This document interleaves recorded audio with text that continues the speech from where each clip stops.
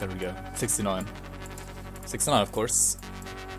Because 69 is the best level to go from Elite Ultimate, right?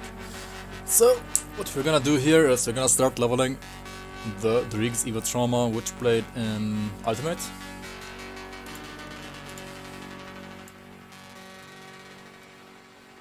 And maybe lower the music a little bit, right? There we go.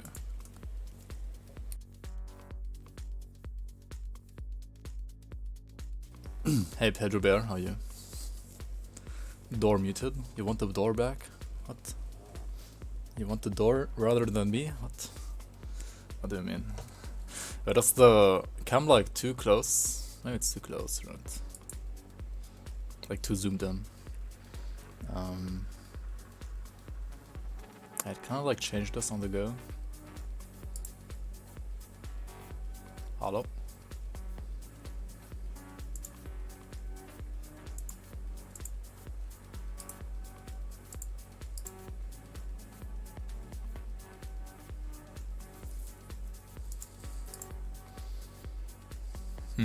Maybe not. Still not sick. I do feel it a little bit in my throat, but I'm kind of fine. Also, Angry Kimchi, or Kimichi rather, how are you? Is my username supposed to be a StarCraft 2 reference? It's supposed to be a StarCraft 1 / StarCraft Brood War reference, actually. How's my girlfriend? She's slowly getting better. She had like a, I don't know, some harsh influence or something. Anyways, here we are in the game in Ultimate. Let's start leveling here. Still drawing. Still draw. Alright. You're not look the body. You will need. Let's go.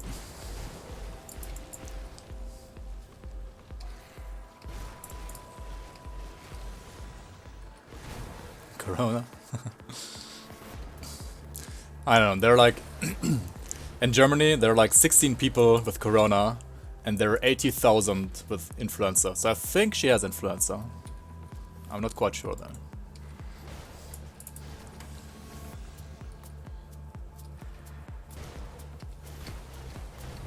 Hey, H1, how are you? Welcome.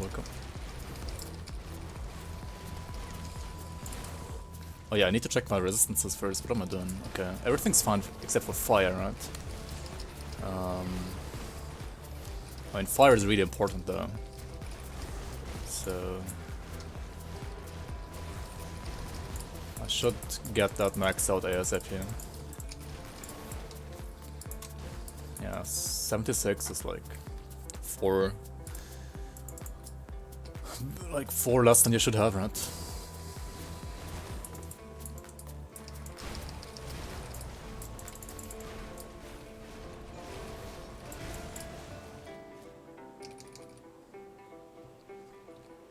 Hey, Ripper League, how are you? Welcome.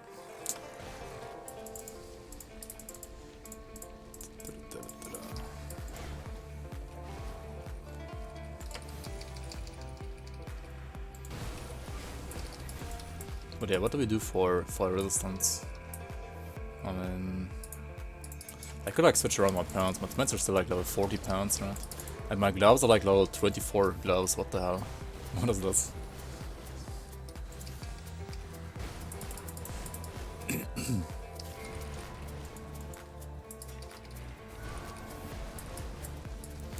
Oh yeah, and I could also switch around my component in my chest piece, right? I could like get the A and elemental resistance one instead, right?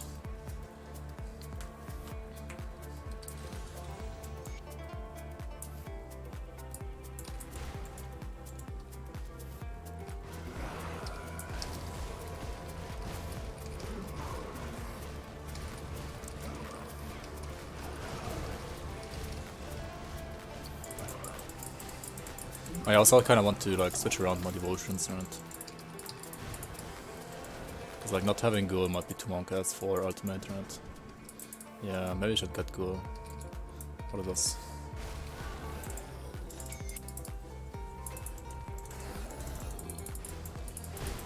Because my only heal right now is like 3% from Restless Remains, right? And on top of that, the Dry Devotion, right? Which, well, it's kinda okay once you like go for Caster and Turn Trauma, but before that, it's not that great. Yo, Dead of the Year, how are you? Welcome, welcome.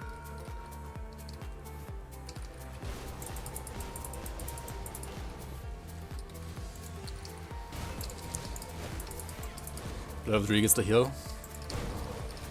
Well, yeah. But it's not like consistent healing, right? I mean, Dry is not consistent healing either.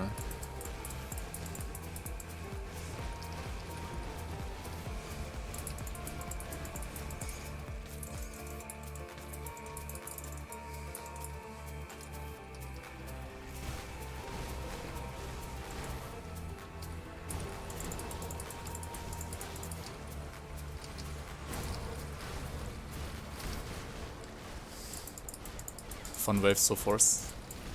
Yeah, if you have a Stonefist Rebuke, right? Or like a Mythical Tremor, or like a Empowered Tremor at this level.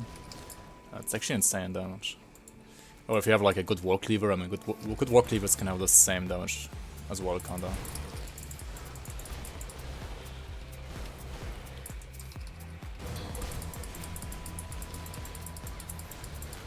But yeah, I'm probably gonna use this weapon all the way to 84 and then switch over to the mythical version of the same item. And that's gonna carry me all the way to 94. You tried to refund Lucian, your request was declined. I mean, Wilson's not like that terrible. I mean, yeah, it's like super bugged, but like the core of the game is kind of fun. I did play it a little bit yesterday as well. Again, actually. Maybe it's like just more fun for me to play it off stream because like it doesn't lag as much off stream.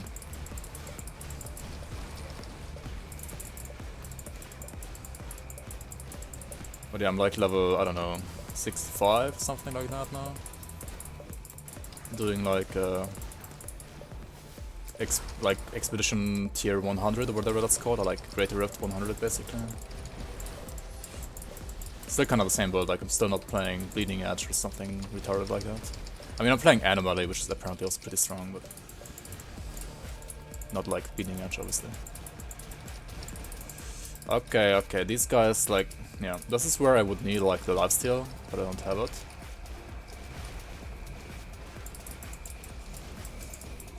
And also, yeah, if you are inside of poison pools that have skill disruption, right, you won't be able to use Forcewave anymore because Forcewave is a skill, right, like a casting speed skill, so if you are disrupted, skill disrupted, you are not able to use Forcewave anymore, and so you have to like absolutely get out of poison pools that have skill disruption on top of them ASAP, otherwise you might just end up dead faster than you know it.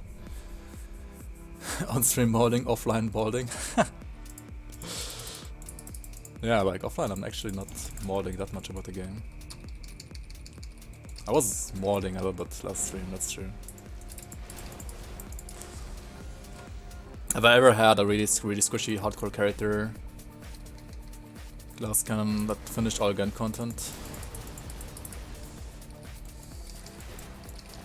I don't know, what was the squishiest one? What do you think, chat?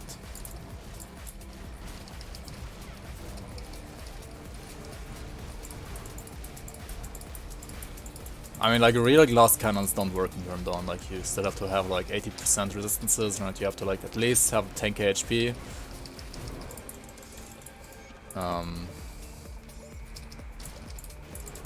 I don't know, what was the glassiest?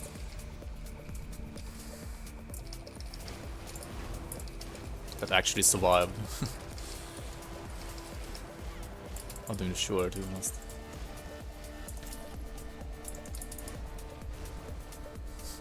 Holy shit.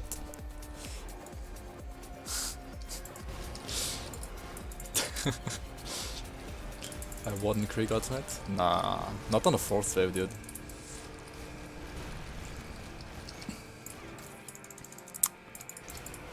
Hey, White Motoki. Yeah, we're still waiting for the patch. It still hasn't arrived. I thought it's gonna come this week, but I mean, the week is kinda closing today.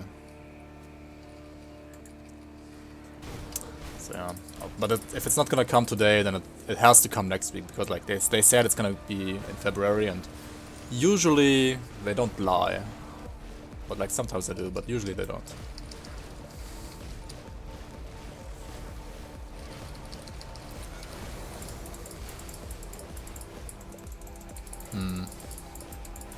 Like one of the glasses was probably like my maybe like the Bomberman Elementalist, maybe? I don't know.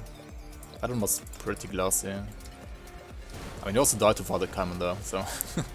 But I mean, that was because... It was like my very first time ever fighting against Common, so if I knew like how to do the fight, I would probably not die there.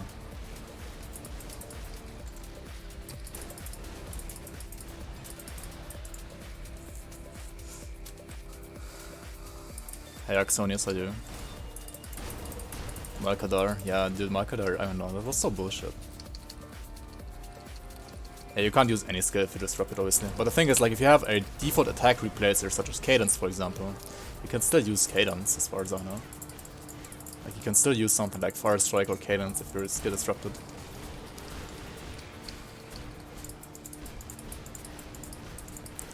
Phantasma Blade's character. Oh yeah, the Infiltrator Phantasma Blade's character. That was pretty squishy as well, yeah, that's true. I mean, before that, the Blade Master... I mean, after that, right, the Blade Master was also like super squished, actually. I mean, not super squished, but he was like super high DPS at least. The Pierce Phantasmal Blades Blade Master. But yeah, before that, like, back in AOM, I had like a Cold Phantasmal Blades Inquisitor. I mean, Infiltrator, actually. That was rather glassy as well. Yes, but it doesn't take effect. Even weapon boost skills are blocked, really? That's crazy. I didn't know that, actually.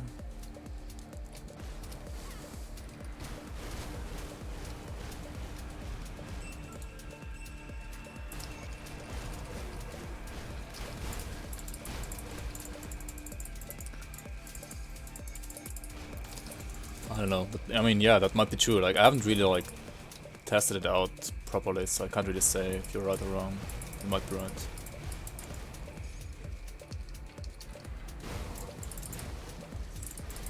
Yeah, I saw his post as well, like, at 3 AM in the night or something. And I got weird champed for that. I just gave you a like, man. What do you want?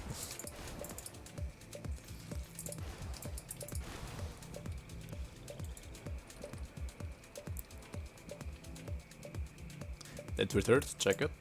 Wait, what did they twitter?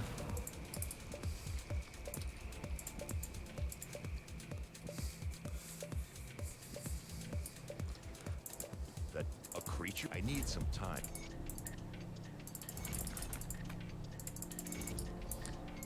Each one, if you have the Twitter link, feel free to post it. I'm interested as well.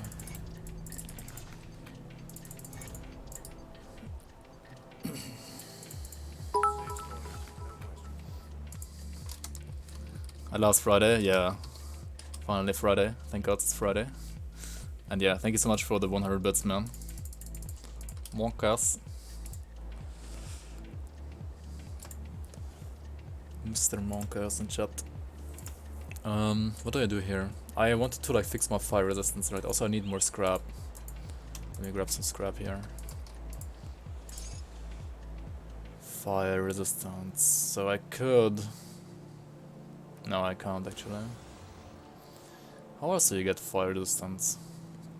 Oh yeah, I should maybe change around my gloves, right? So these gloves have pierce resistance and that's it. And also casting speed, but okay. So I need like gloves that have elemental resistance or something like that, right? So for example... The ones I lost on my last character probably? Yeah, I think so actually. I mean, these have elemental in it, and I don't need the pierce anyway, so I could just use these instead, right? But they have like no synergy at all with my Forcewave, right? Huh.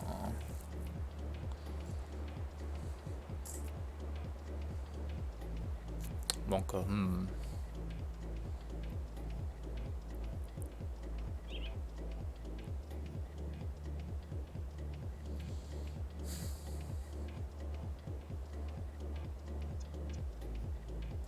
I mean, I'm still using Leovinus' ring, what the hell? Just use like Royal Crown? Where's the other Royal Crown? Did I lose the other one? Okay, this one, Ring of Valiance, right? This one is great actually. But the thing is, yeah, it's better than Skinner's Family Seal at least. Okay, up to 79% fire. That's like still one off kinda.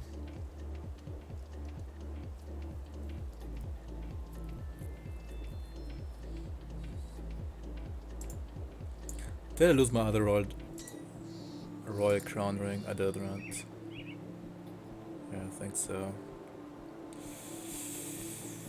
Oh well, oh well, oh well, oh well.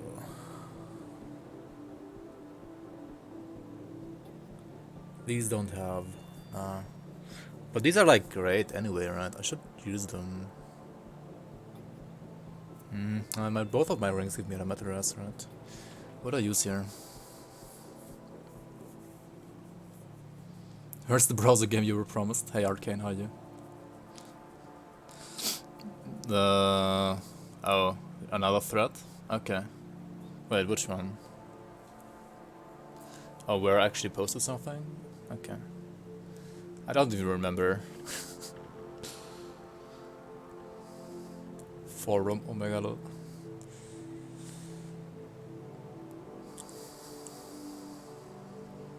Yeah, I guess I have to like live with 79% fire rest. That's kind of fine, right? Okay, what about pounds though, right? I have really good pierce rest. I don't need these for pierce rest. I could just use other pounds, right? Like... These have wit and chaos. That means I could get rid of the sanctified bone then, right? But I just use these, right? These have chaos, fire, poison. Yeah, just use these, right? I'm a bleed with Monka. Monka Omega. Who needs bleed rest anyway, right?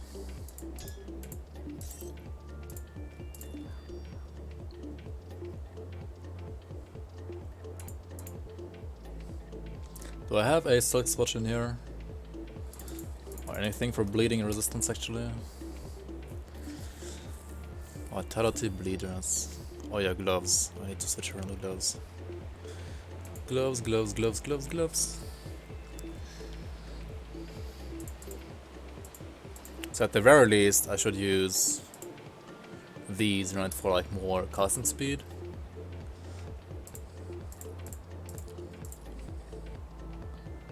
And then use like the bleed rest on top for that.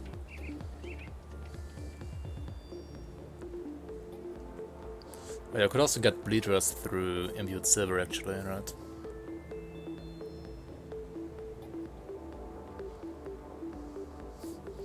But the thing is, I need to use this for now because I still don't have the guy where like the inventor.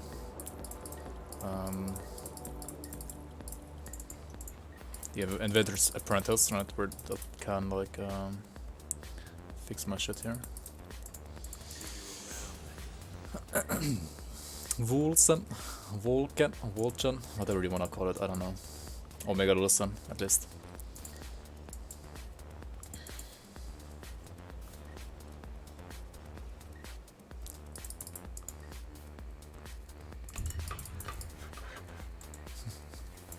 Wilson's the best, said no one ever.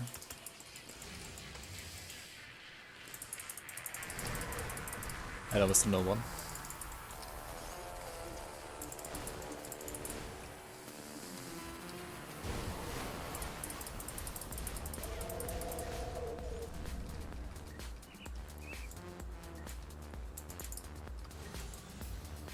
Like as I said, like I still think that like the core of Wilson is a good game, and it needs like maybe like a year or two to become a really like polished game though. That said, apparently they were like patching yesterday and fixing at least some of the bugs, which is like the right step in the right direction, right?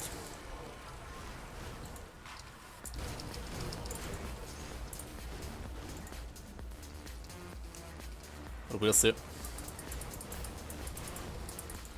Like even if they fix like all the bugs, it's still kinda like unplayable, at least like competitively, because some abilities like Bleeding Edge just deal like 10 times more damage than everything else. So it's like balance is like completely broken, and like half of the passive nodes aren't working properly. I don't know. It's like such a mess, man.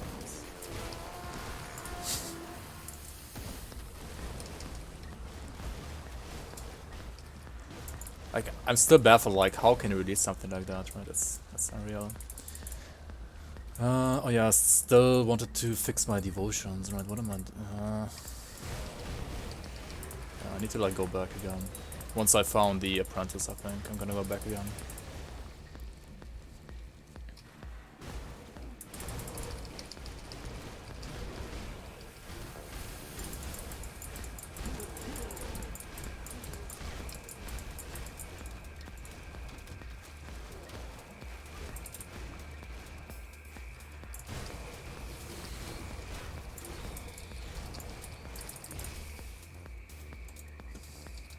You can't even run the game.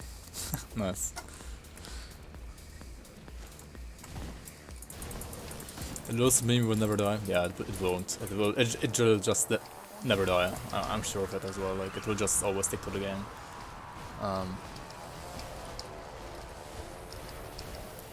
But yeah, I mean, it could still be a good game in theory. Well, I'll be. Yes, we'll see. I still have some hope for the game actually.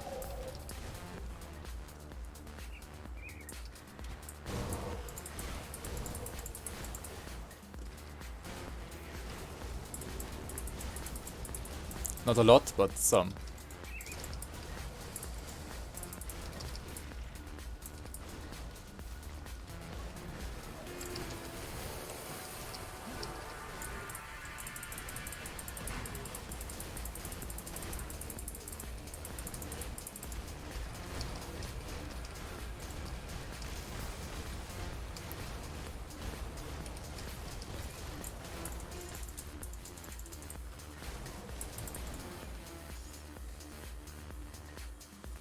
I'm selling my copy for 5 rubles if interested. Oh my god, lol.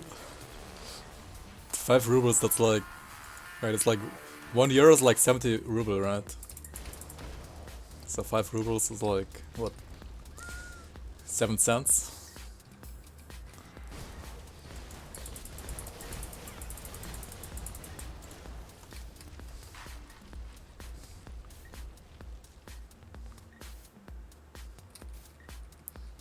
Give you 2 pesos.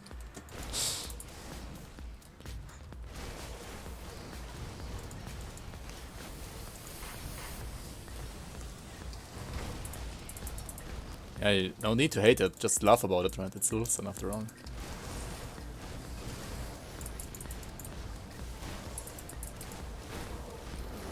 Like, they already told you it's gonna be a meme game just by, like, if you take a look at the name, right?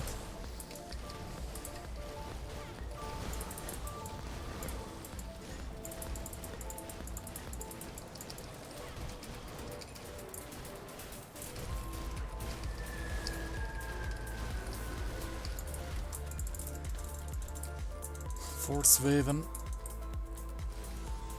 Seems good.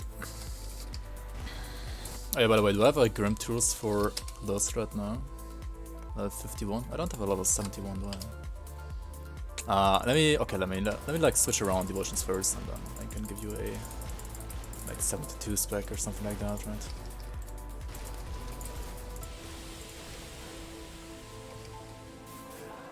Did I grab the... yeah, I did. Okay.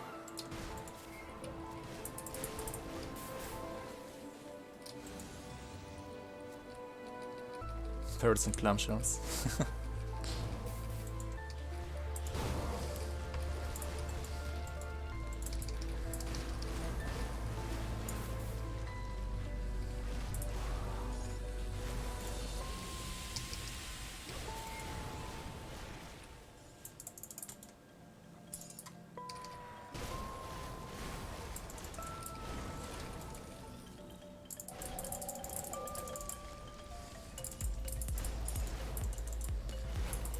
Fabric 1, 2, 3.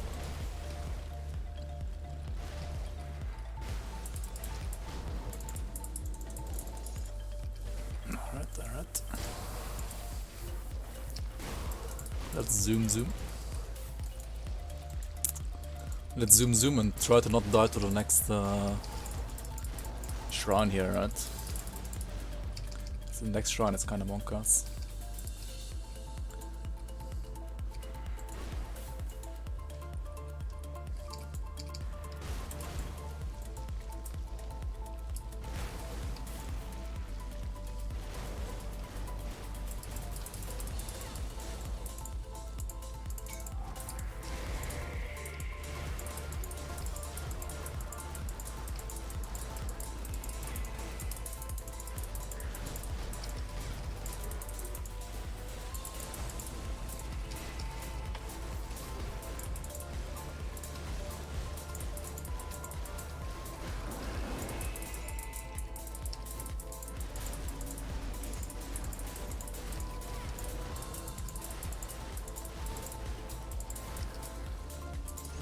Never mind.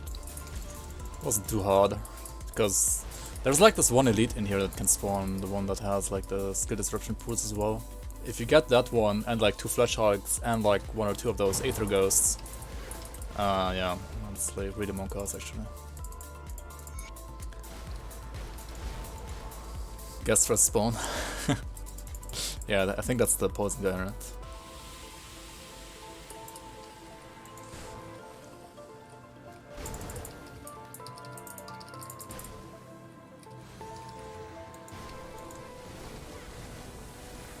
$38 on Steam.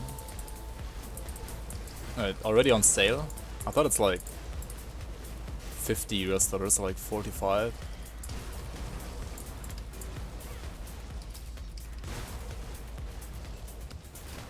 Which is like ridiculous, like it's way too much obviously for a game like that. Ah, it's like in South Korean currency, okay.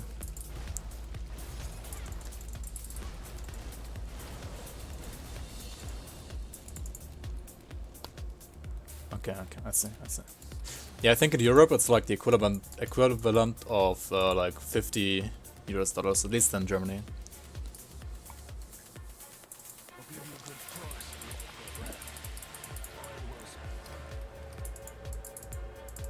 Welcome to my world, Rift. Welcome to my shop.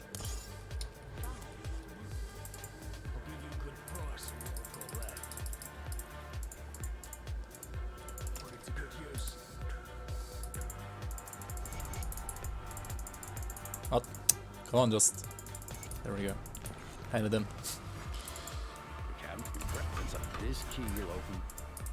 Yeah, okay. Holy shit, I'm like misclicking everything today. What's wrong with me? I think I'm like too hyperactive today. Chill though. Just click the buttons, right? Fist of Wire. Yeah, currently we are using Fist of Wire, and I mean it's not that great for melee, to be honest. It's pretty good for like a ranged internal trauma caster, which is, well, not what this kind of is gonna be. I don't know. I just took it because I like didn't know what else to take without a shield. Like if I had a shield, obviously I would like just use Obelisk of Menhir or something like that, right? For something more defensive. But like without a shield, I mean Menhir is still kind of okay. Like the 3 points, right, are kind of okay without Menhir. I mean without a shield, but I wanna like give Fist of Wire a try because, as far as I know, it sucks. But maybe it's not gonna be that terrible. We'll see. I mean, it's kind of okay for like physical retaliation, right? But it's not that good for internal trauma. That said, I've seen some Octavia specs using it. Yeah, it's awesome for melee retal, yeah. Exactly, like it's really good for physical retal. But I mean, that might be more because like physical retal is awesome and not because Wire is awesome, right? It's just like, it's good because physical retal has like insane damage and yeah.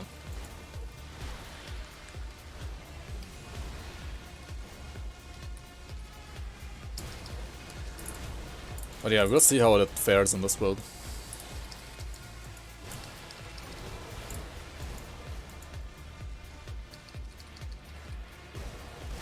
Agree to go outside today.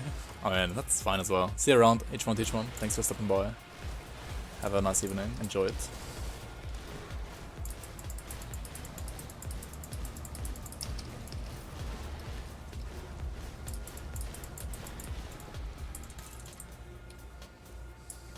I should definitely pump this up as well, right?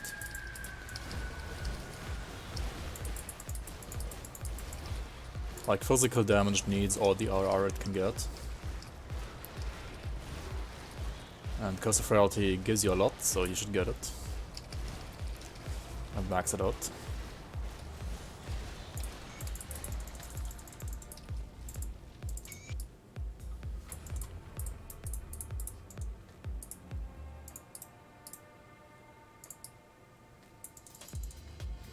I could also use your Rebuke, right? Huh. I mean, yeah. I had this weapon for like 23 levels now and I forgot about Rebuke. For 23 levels. Oh well. Do I have a cluster even, by the way? No, right? What do you want? So yeah, usually on ultimate, I'm gonna do it how you should do it, right? You should like keep him alive so that you have an additional boss to farm in Crony's Good. That's good. They're gang's dungeon, right? To like have an easier time to get Crony's gang up to Nemesis.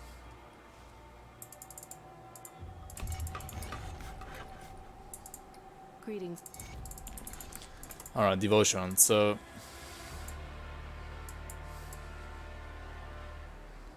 how do we do this?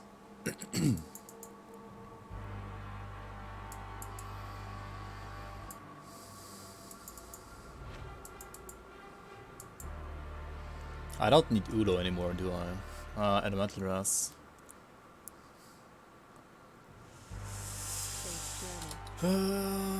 Shit, dude. I mean, that's okay, right? If I use the other pants, it should be fine. Safe journey.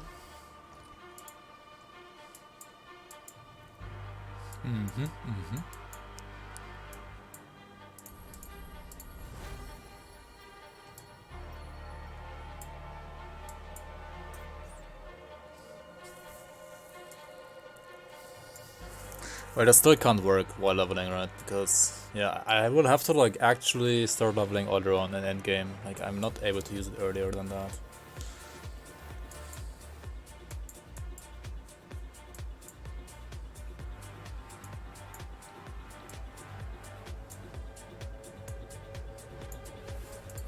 And I kinda do need my ghoul, right?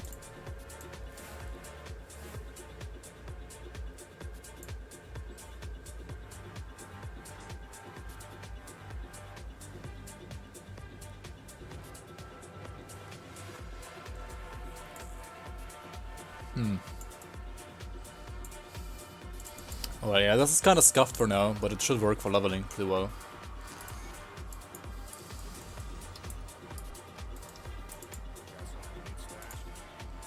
I'm gonna switch around the pants now. There we go. Oh, bleed dress is kinda terrible, right? But I can just craft something like that now. Hey, Wadrone, how are you? Welcome, welcome. Oops.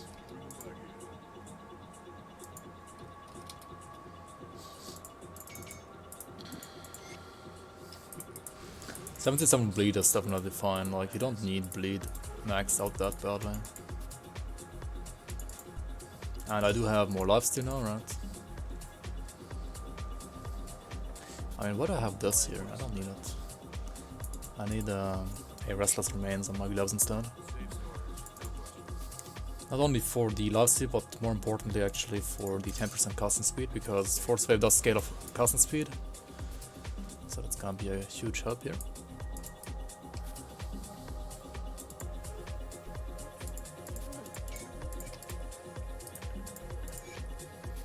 There we go, we are up to 169 casting speed. It's pretty solid. Hey Skipper, how you? Welcome, welcome.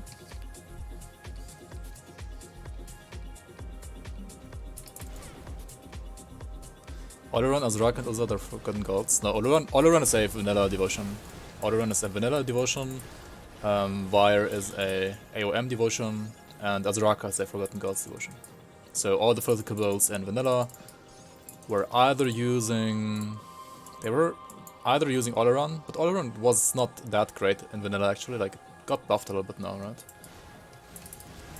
So most of them were actually just using something like Bull. Bull for like your spam, right? Your tier 1 to like, I don't know, to like proc to Cadence for example. To bind to Cadence. And then they were using Light of Empyrean and Obelisk of Menhir for like defenses. For defense, double tier 3 defensive devotions.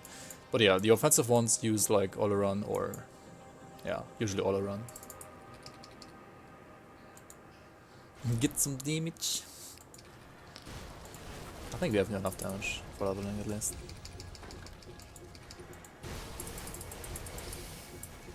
What's the DPS? 27k.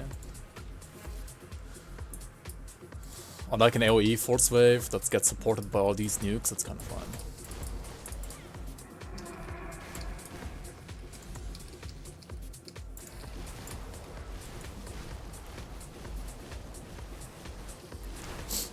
And I mean also Bear, right? The Bear was actually a vanilla devotion. But I think even in vanilla nobody used it, right? This thing here. The Dire Bear. I don't know, I've still not seen a single build use it.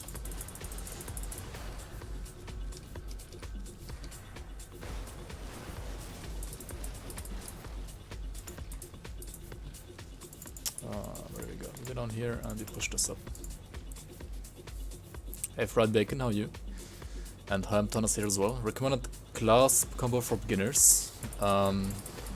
Depends which expansions you have. If you have only vanilla expansion, like only vanilla, the game, nothing else, the base game, I would say a Conjurer or a Witchblade are like the two best options. Witchblade if you want to go like a physical soldier.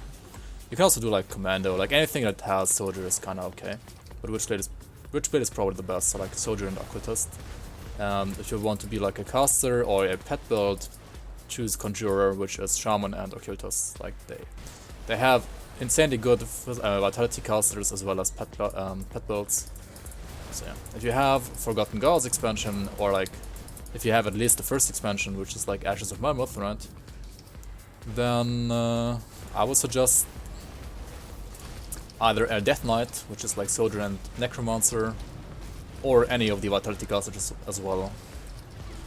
Those are like tier 1, and then you have like other options as well, like such as like pet builds or some of the other like beginner friendly builds, like if you want to play like a Nightblade. Infiltrator is probably the most beginner friendly one for you. If you want to play like a Demolitionist, probably Sork or Purifier are like the most beginner friendly for you. Or Shieldbreaker is also pretty beginner friendly actually. They're all like tier 2 when it comes to like the beginner friendly builds. And yeah, you can always check out my links in the that Adios just triggered. You can always check out those links. Those are like beginner guides made by people on the forum that I know that are kind of good. They're not bad builds at all, like bad guides at all.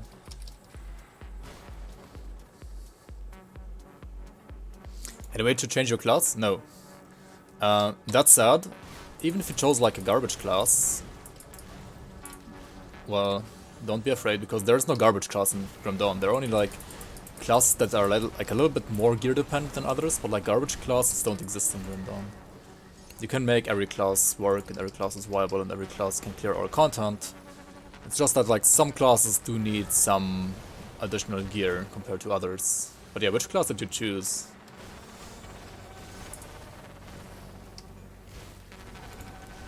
Like, you can respec everything in this game except for your mastery choices, so yeah. That's like the only thing that you cannot respec. Which is fine in my opinion, because the game is also like designed to encourage you to make more than one character, because like part of the endgame in this game is actually like making more characters.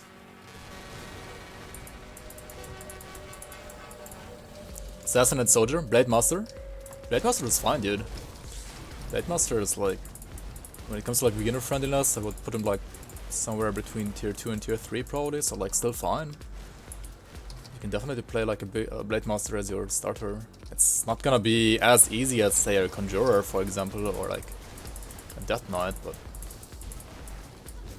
it's still doable, definitely. Bald Master. Yeah, like just don't bald and maul the rant over it. Blade Master is fine. If you enjoy the play style. That's the thing, like also in Grim Dawn you should like always play what you enjoy, right? There are no ladders, there are no like online servers, you don't have to like compete with other people. You play the game to have fun. That's like the #1 thing why you should play the game, to have fun, right? Yeah, like a Blade Master can be really strong. There's a Blade Master build that I have on YouTube, for example, which is using the Phantasmal Blades to like spam. And then I have another Blade Master that is using like Reaver's Claws and Cadence, like more of a standard dual wield Blade Master. And both of those can kinda be done as a beginner as well. Like they're not like too easy to make, but kinda easy, I would say. You can use like other weapons, like Dermapterian Slicers, for example, that you get from like the insects in Act 3. Those are really good for like a Pierce build, Pierce dual wield build. And yeah, like the weapon I'm using for the Phantasmal Blades character, that's a faction item, so like once you have the reputation with a certain faction and you're like level 94, you can just buy the blueprint and then craft the weapon yourself, so it's like a guaranteed drop basically. Just waiting for D4. Yeah, hopefully it's gonna be a good game, right? But I mean, it's Activision Blizzard, right? Like you can't be sure about anything right now with them. Like it might as well just be trash again. We'll see. But yeah, check out my YouTube. Check out my 2 Blade Masters that I have there. And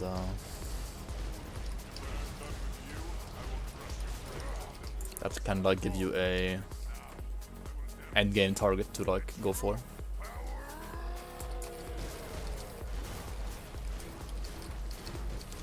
Hey Nalatsky, how are you? Should I get the definitive edition or just the base game, then expansions if I like it? Do they change the game a lot? The first expansion does change the game more than the second one, in my opinion. But both expansions are worth getting, in my opinion. That said, you can always like just get the base game first, and then if you like it, upgrade to the like definitive edition ASAP. Like the base game doesn't have some features like for example skill modifiers, right? Like there are some items in this game, like legendary items or like green monster frequents, for example like this Warden's Fortress that I just got from the boss here, that have skill modifiers. For example, this one will modify the skill Blitz to have minus 0.5 second skill recharge. And items like these, like the items still exist in the vanilla game, but they won't have skill modifiers. Skill modifiers are something that got introduced with the first expansion. And I don't know, like skill modifiers just make the game so much more interesting in my opinion, for like building your build and also for like making a build work solo self-found, because like there are like all the green mites that you can farm, like that you can target farm, are like very interesting. And like in vanilla they also exist, but they're kinda not that interesting in vanilla. So I would, in my opinion, you should always like just, if you're like unsure if you should like get the whole game right away, you should like buy the game, the vanilla game only, just do Act 1. So like just do what I did right now, like from here all the way to here, to kill Krieg, the last boss of Act 1. And then decide, okay, if you liked it, buy everything, and if you didn't like it, well then either don't play the game anymore, or like maybe like play the first 4 acts and then decide again whether or not you want to buy it. But if you like the game, I can definitely recommend both expansions. They add a lot and they're both great. But yeah, the first one is even better than the second one, because it just like adds more, but it's also like bigger, and I think it costs more than the second one, so it's like the price is kinda reflecting, like yeah, it kind of reflects like how much content you get. Yo Fitch, how are you? Wolfson Greater Grim Dawn. Did you beat the last boss in Act 3 in story mode as well, or did you actually beat it in normal mode?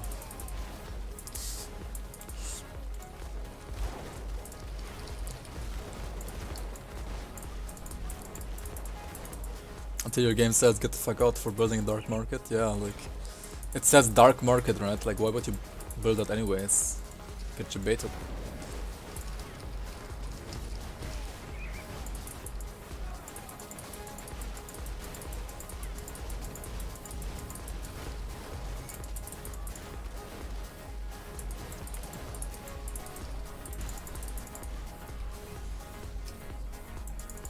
So yeah, we leveled up.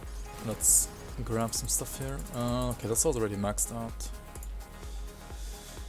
Should we use Laceration or some Blood of Reek first, I guess? Yeah, we need some more offensive ability here.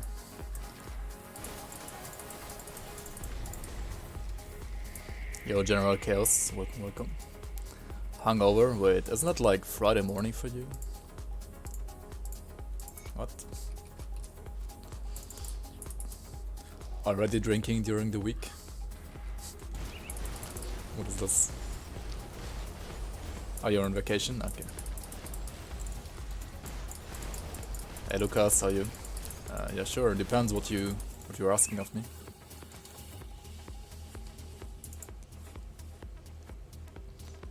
Tell me how something that triples the content of the original doesn't change the game. I mean, yeah, it doesn't like change the core of the game. That's why I'm saying that like you can. That's actually true. Yeah, it doesn't like change the core mechanics of the game. It just adds a lot to it. So you can absolutely like just play the vanilla game, and then you will like know if you like the core mechanics of the game or you don't.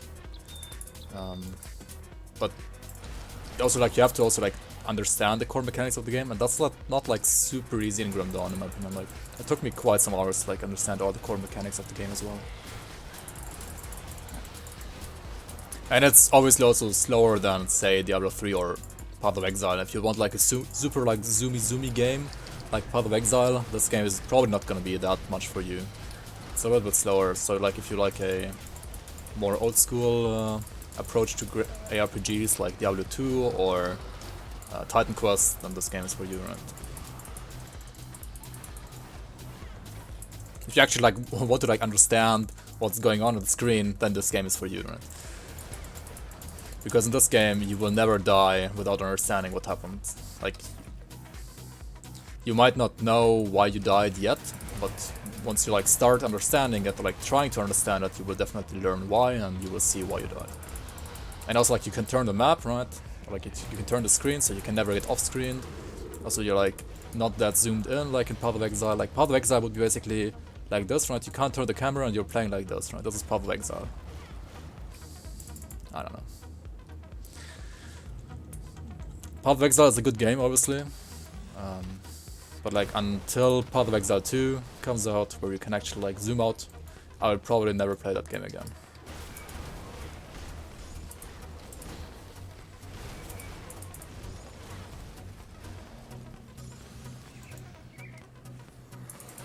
Oh yeah, sorry for all the people who just got motion sick again because of me turning the camera.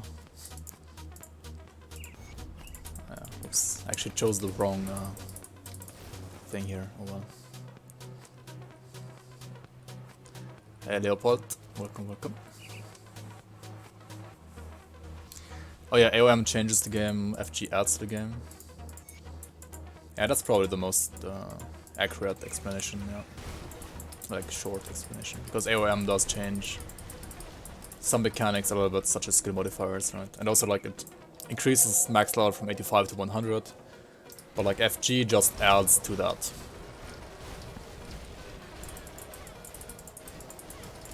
Like with one more act, with one more like endgame mode, new items, and yeah, like new quests, new secret quests, obviously. Yeah, for me too, like I didn't understand offensive and defensive ability for a long time in this game as well. Like I was like, where's my crit chance? Where's my crit damage, right? Like the only RPGs I like played before that was like a little bit of Path of Exile and like mostly D3. So I was like, but how do I like just increase my, isn't there like flat increase to like crit chance and crit damage? How does it work in this game? And then we were like, wait, why is offensive ability like sometimes... Why does it say like sometimes 10% chance to get crit? Or like 10% chance to crit enemies? So weird, right? Until we actually like understand that there's like a formula and it will always like depend on your own offensive ability and enemy defensive ability and the other way around, right? Also, it seems like my DA is too... Oh, it's actually fine, yeah. But yeah, like a good rule of thumb in this game is that you always want to have enough DA to never get crit. And you always want to have enough OA to have like 100% chance to hit. So here, right here, you can see my DA is fine. And my OA, well, it could be a little bit better, right? Because I don't have 100% chance to hit.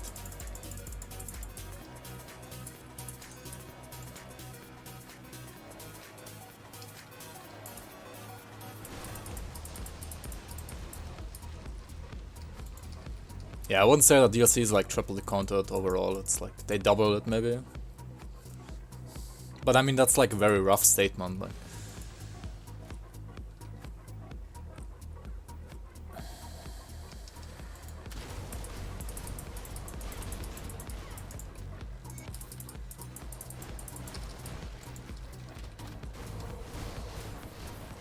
Crit attacks.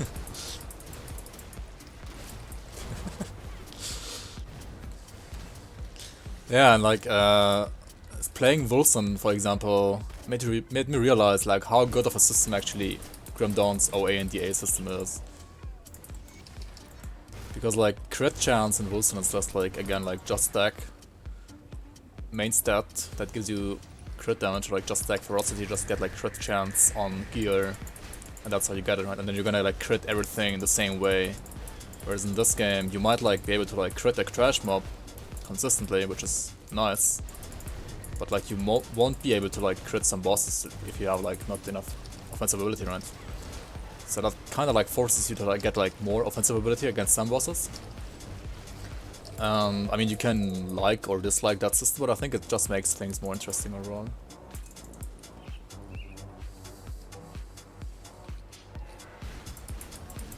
Yeah, like DLC adds a lot to replayability and like to hard endgame content. For me personally, when I was just playing vanilla and there were no expansions yet, I liked the game a lot, but like once you had like I had like 1 or 2 characters at max level, I was like, okay, what to do now? There's not too much. And then the Crucible DLC came, right? And the Crucible DLC was like, well, I mean, you can like it if you like it, but I didn't like it that much, so it was still like, well, okay, there's not like too much stuff to do for me that I like. But then, like, since the first expansion dropped, replayability increased an insane amount for me for Grim Dawn. Because there are like new dungeons, new items, and like skill modifiers just make like theory crafting so much more fun and more interesting. You can like it if you're brain damaged. Hey, we got some Crucible likers in here in chat actually, Naomi. Don't be too mean. But yeah. If you like Last Stand type of arenas, then it's fine. If you don't, then you won't like it, right? If you like Greater Rifts instead, for example, you will like Shadow Realm system a lot more, which is a endgame system introduced with the latest expansion Forgotten Gods, for example.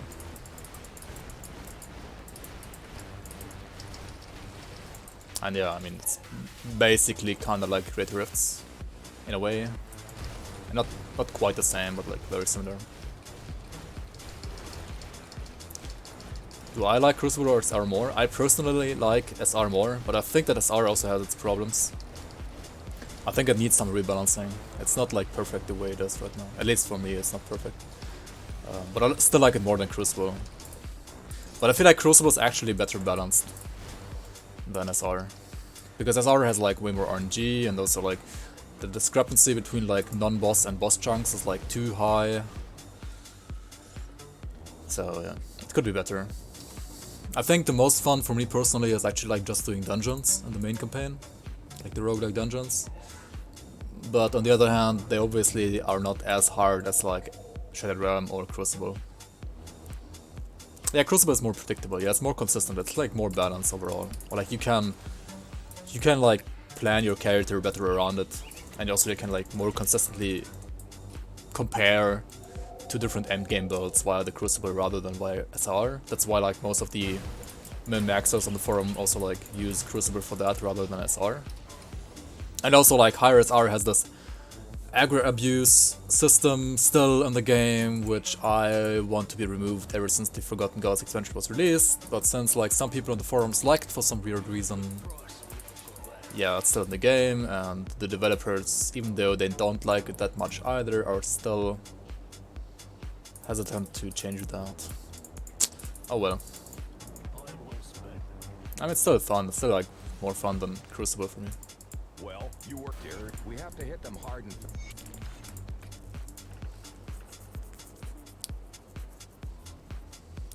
Alright, good night, Crystal.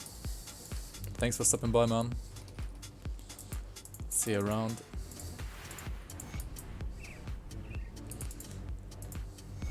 Yeah, Crucible also relies on like 4 million buffs, and also like Crucible itself has like nerfed enemies, so I don't know. I mean, of course you're like fighting hordes of enemies, and because of that it's still harder than anything the main campaign can offer, but like enemies are still nerfed basically, and your character is buffed a lot by all the buffs that you can get by there. So it's a little bit weird, I don't know. Alright, time for the smork, right? Time for the smashing orc.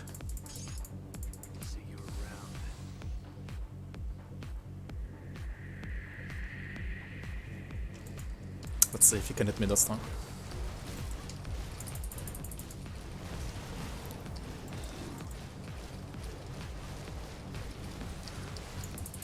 Ah, get juked.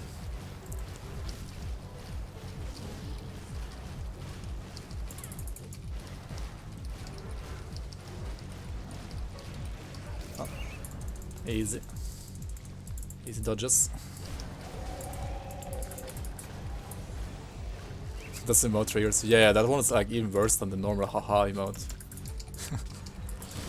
Wait, why are there so many bees here? What the hell is this bee invasion? What monkas, dude?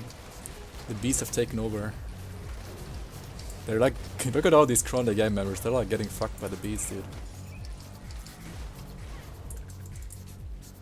What is this?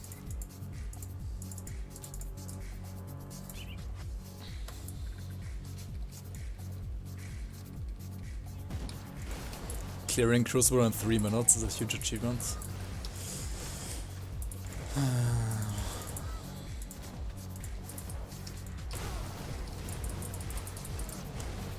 I'm hoping they're gonna nerf these Storm Beacon banners, or like Storm Beacons next patch actually.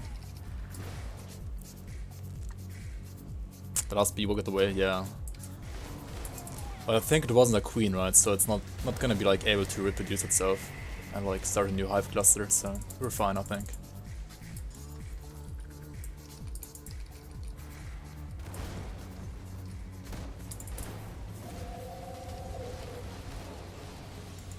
Are we buffing Inferno? Okay.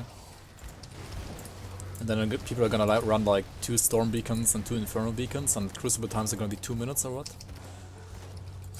Is that the plan?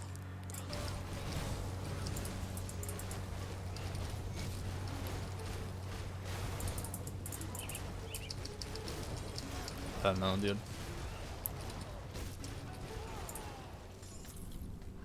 Fluff leaked out. And if they're nerfing the other ones at the same time... But don't like Storm Beacons give it like resistance reduction or something? I think they should just like remove the resistance reduction on those. That seems kinda ridiculous.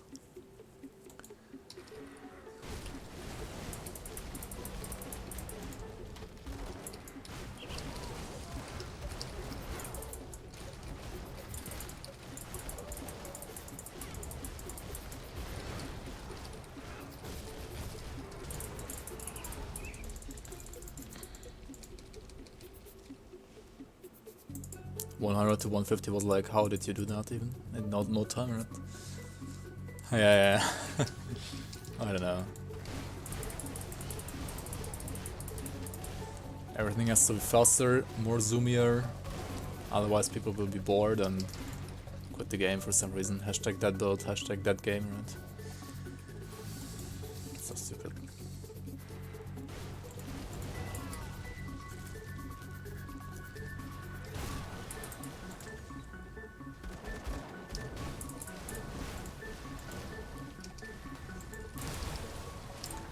And like there's some people in the Western community, right, that even say that like bleeding edge is fine, it's just that all the other skills suck and they should be buffed instead. Like what? What? If they do that, then the game is literally gonna be like PoE, dude. I mean, which some people obviously do enjoy, but I wouldn't enjoy that. I don't know. Zoomers.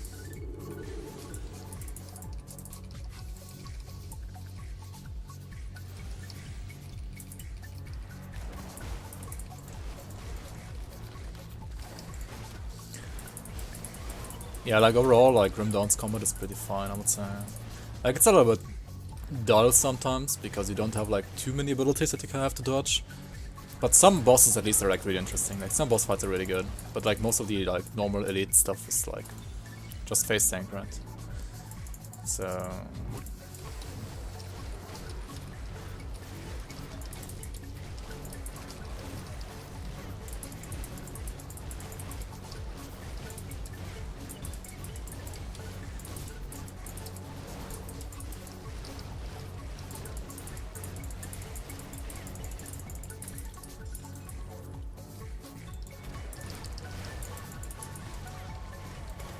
Quinn rage quit at Lawson. Again? Didn't he like do that twice already?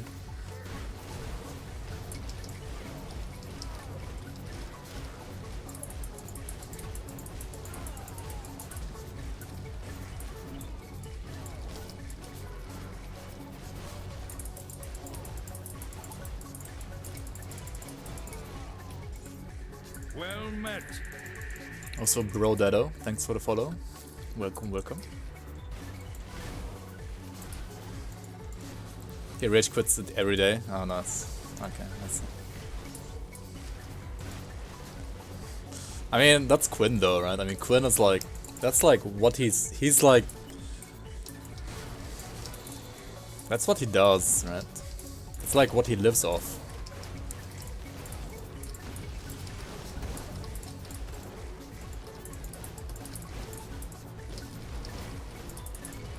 Maybe not like what he used to live off, but that's what he lives off right now.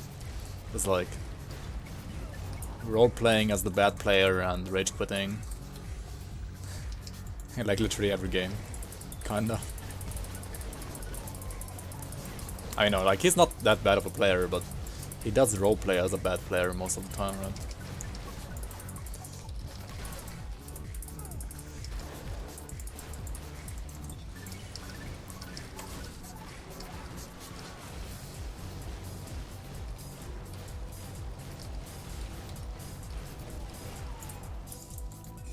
Yeah, he's a pretty good actor, right? True. Like, that's literally what he does, like, acting. Better than the average Oscar nominator.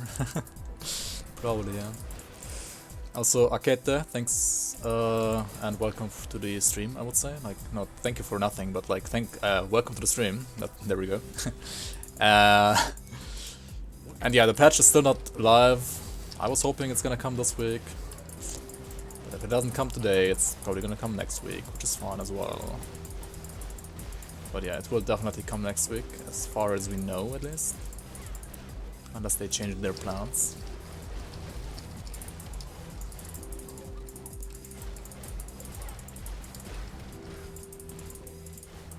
But yeah, until then, enjoy my preview video and enjoy reading Grim's Misadventures if you're interested in those as well.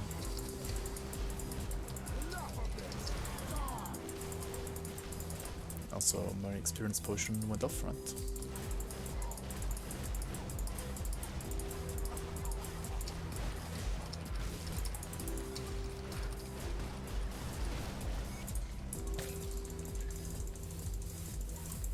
Alright. Direct acting. Haha. Yeah, my acting's pretty terrible. That's why I'm not an actor.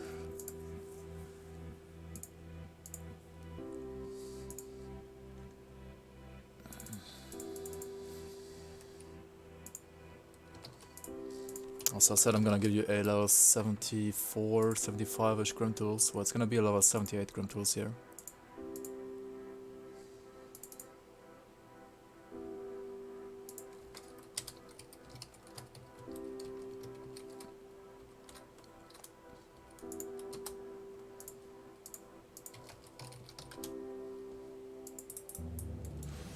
The red back nap. Wait, what? You're Naomi. But yeah, enjoy your nap, Relen.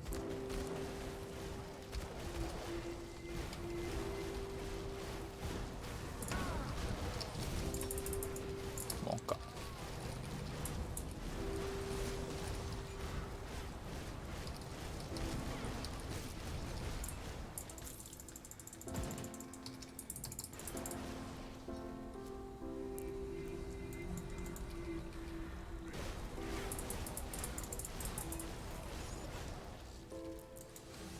Hey Diamondus, welcome, welcome. Nani? Ashen Lake with a sub. Thank you so much, dude. Blooms out for Ashen Lake. 3 months already. Thank you so much, dude. How are you doing? Welcome, welcome. Still didn't change it? Yeah, yeah. I know, I know. Better than Victor Brand at least. I don't know, like for me personally, Wilson is like at least the second best ARPG on the market right now. I mean, yeah, it's terrible, but for me personally, it's still better than. I mean, it's maybe not better than Titan Quest or Diablo 2, but those are kind of dated. But it's like more fun than Diablo 3 and Path of Exile combined for me at least. Hoping to play some Wilson next month. Yeah, maybe it's gonna be balanced. Or like, I mean, it's not gonna be balanced next month. Like, don't even think about that. But maybe it's gonna be like a little bit more bug free then, at least. Right.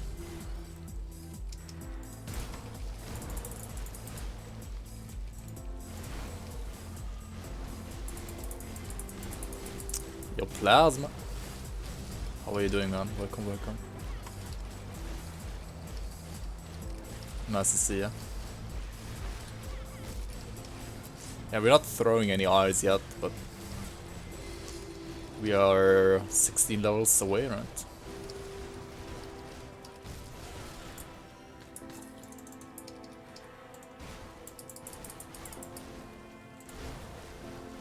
Which means like probably 2 hours, so like a little bit more than 2 hours from now. Depends, we'll see, we'll see.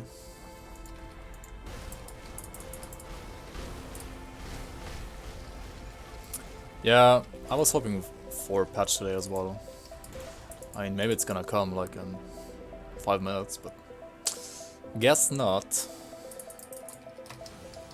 Seems like they do need some more time for it, and it's gonna be next week instead. Which is fine. I mean, we can wait, right? We can wait, but we still want it now, right? Yeah, I would have liked to play the patch on the weekend, but if there's no patch, maybe I need to like play more Vulcan instead.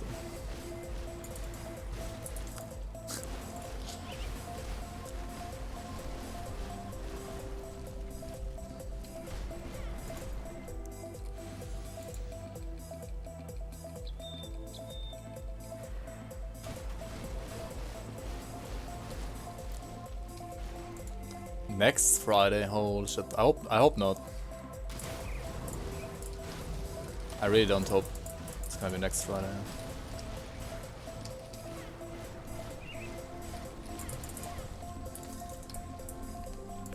Cause I'm gonna go on vacation on Saturday next week.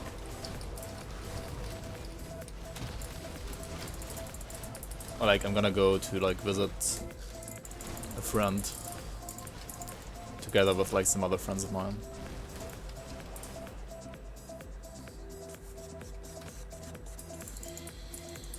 I know Torchlight is like, lots of people like Torchlight as a game and as an ARPG, but I personally hate the art style. But I know that like people like it, so I mean it's still a good game, like fine game. It's just that I personally hate the art style actually.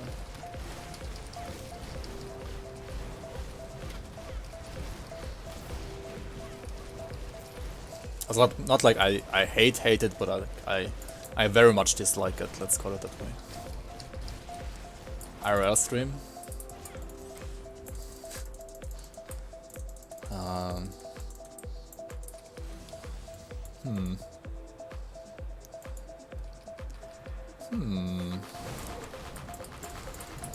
I don't have the money nor the setup for that right now.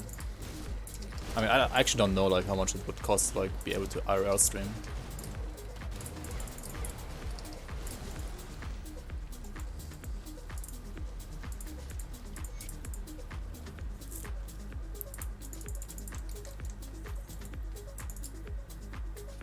I like the PoE's art style more than Torchlight's, to be honest. It's kind of fun. Torchlight Frontiers, you mean Torchlight... Didn't they like rename it to Torchlight 3 now?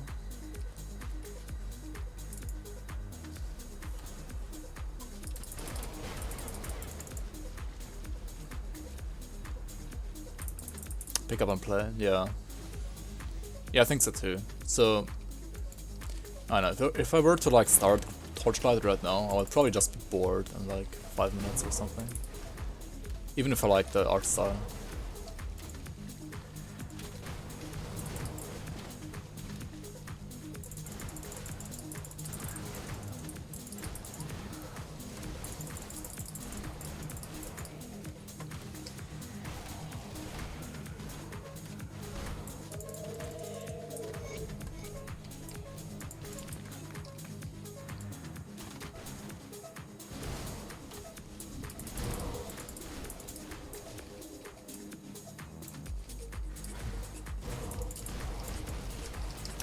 Where am I going here?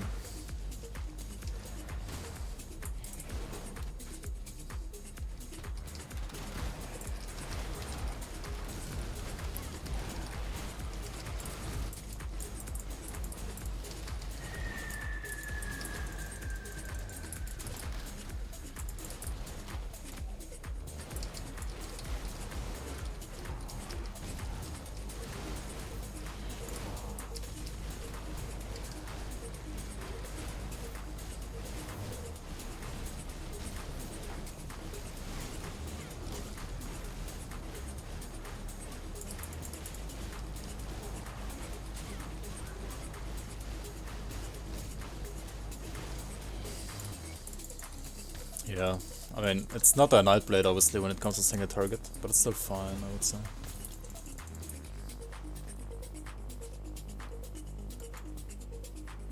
I mean, yeah, the very first RPG that you ever play is always gonna have like a special heart, like a special place in your heart, right? Unless it's Diablo 3. Like, Diablo 3 was actually the first RPG I've ever played, and it doesn't really have a special place in my heart, to be honest.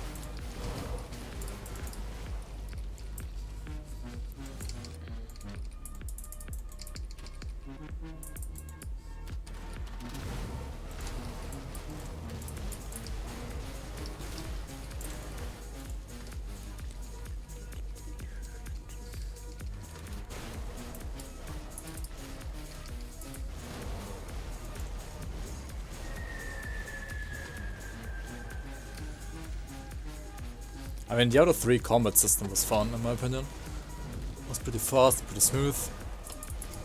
But like, itemization and the skill system, skill trees were just, I don't know, pretty terrible.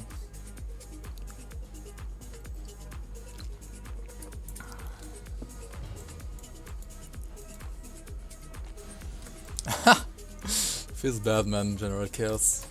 Feels bad, man.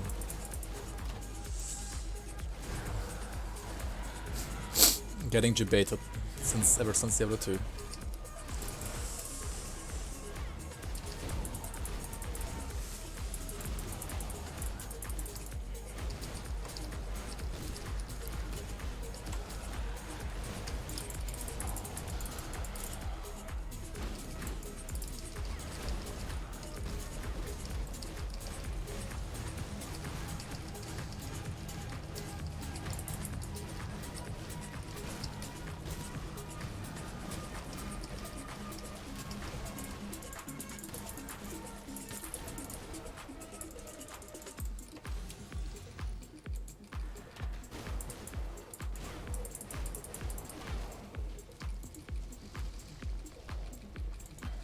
What am I drinking? This was like some mango juice, actually. But yeah, usually I'm just drinking water. Just have some mango juice right now in the house as well because my girlfriend craved some juice and now I'm drinking away her juice. Yeah. Well, maybe I shouldn't like drink too much of that then.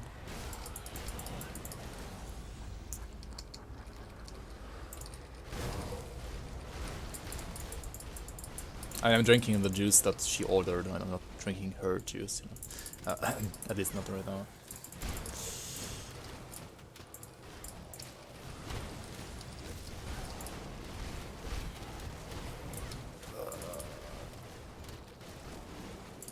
That's the European mango juice, is it?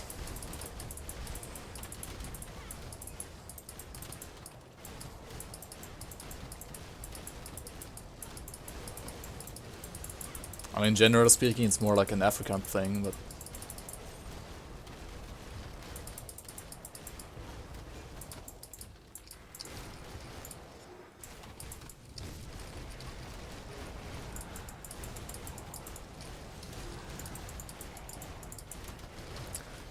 yeah, I'm gonna go 94 today. It's gonna just take some time here.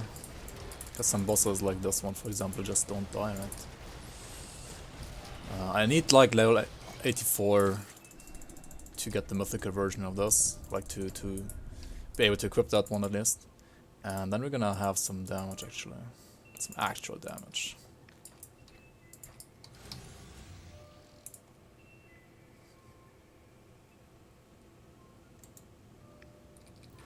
Would drink McDonald's shake like an American?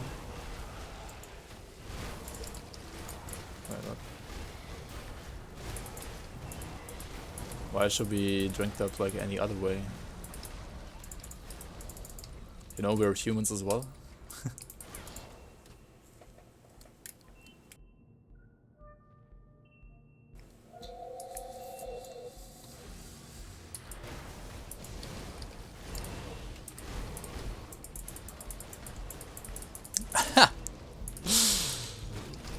Somebody in chat understood me. Oh well. I don't want to be here.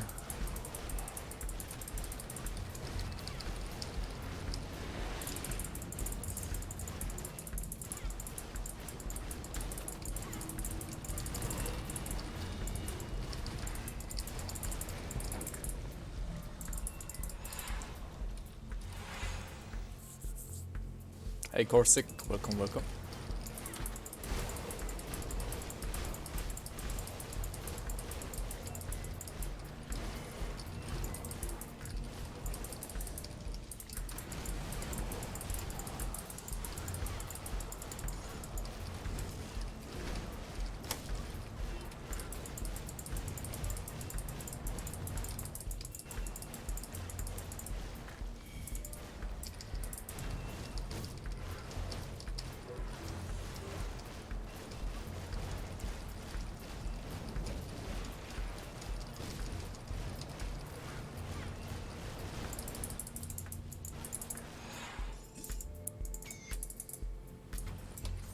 I need to sell actually. Let me be right back here.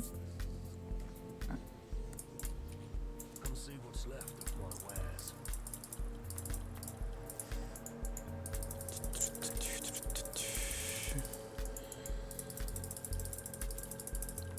This one was actually also not a bad Forcewave item, right? The Mythical Massacre, or like the Massacre overall. If you wanna like play Fire Forcewave, it's pretty decent. Or like a Fire Physical mix rather. Which makes it kinda bad later in the game. But decent early game. Put it to good use. I'll give you a good price for what I've got left.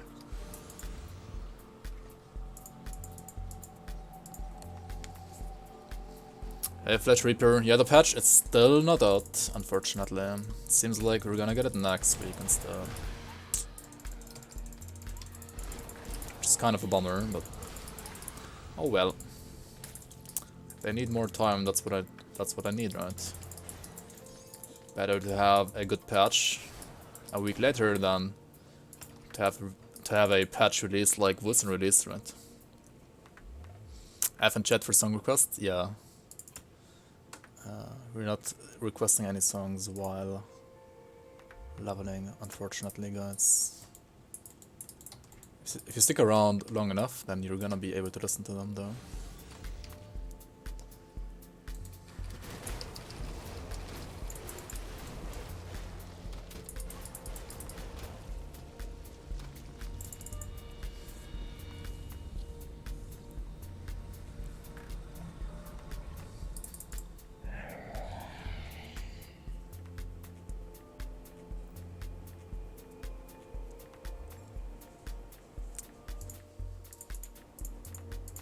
Yeah, like I still wanna know, Fitch, how do you drink a McDonald's shake like an American? Like, what's the difference between like drinking it as like an American or like as an European? And I mean, you're saying there's no difference, but like, why should there be a difference, right? I don't understand.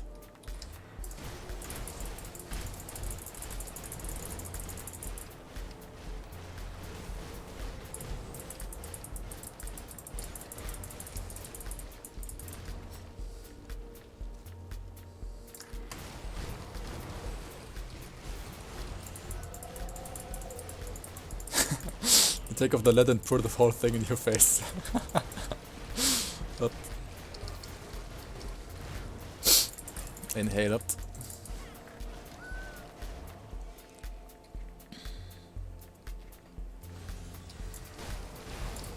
So I don't know, like an American, and then you guys proceed to like give me 5 different examples on like how to drink it.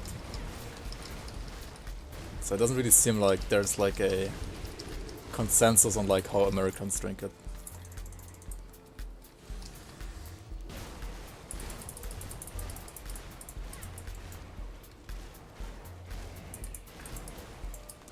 I make the slurping sound when you reach the bottom.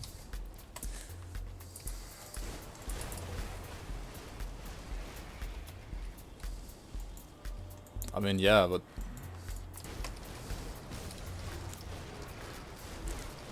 that's like more of a cultural thing, right? Like either people do that or they don't, depending on like their how do you say that? They're like paternal education question mark. And like they don't do it like more or less at McDonald's compared to other places where you have like the same circumstances, right? Where you have to like drinking a milkshake out of a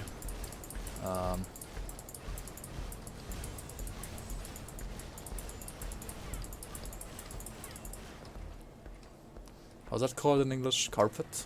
Yeah. Like the material of the mug.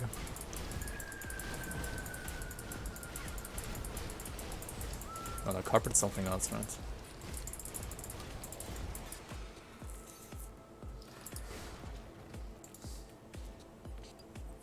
Cardboard? Yeah, there we go.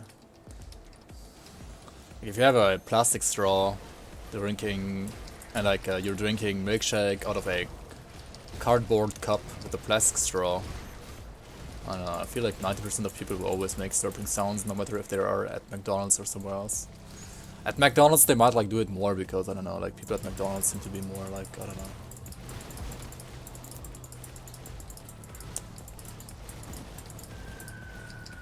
Like they don't care about what people think more than at other places, maybe.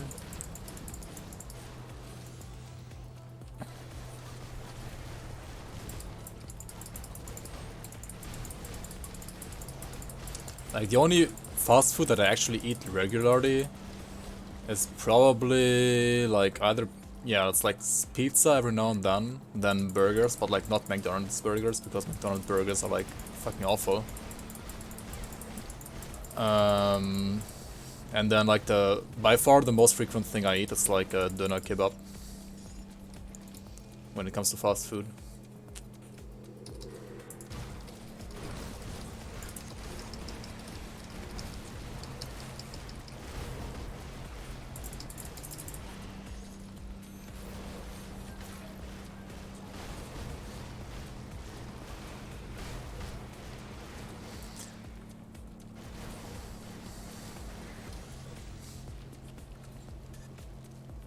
Do they use paper straws yet in Europe?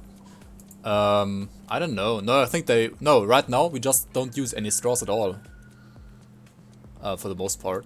I haven't been at McDonald's though, so I don't know how they like... I mean, like soft drinks, they are just not using any straws anymore, as far as I know. Like you just use them, like you just drink them without straws now.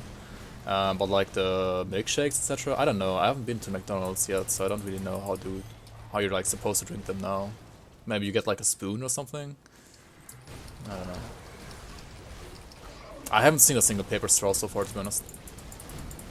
I've just seen like people not use straws at all anymore instead. Yeah, I was in Greece once actually. I was in Thessaloniki, I was in on Skiathos, Skopolos, like on the two islands. I was to Meteora, like the cloister. And I was to Igounomitsa, like the harbor city on the west coast. I haven't been to Athens or like further down south though. But yeah, like moussaka for example is just super juicy in Greece compared to like any moussaka that you would get in Germany at like a Greek place. And like all the seafood there is like, holy shit, it's so good as well. It's really, really good, man. Yeah, Greek food is great.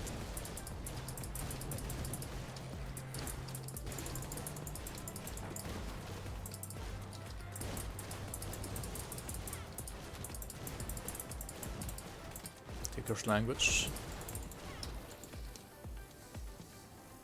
I don't know.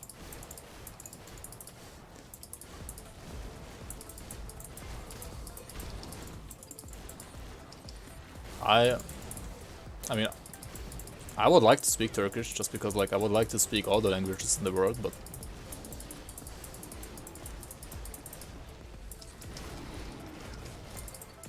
I thought he's gonna slam, but I guess yeah, he's gonna slam now then. Oh well.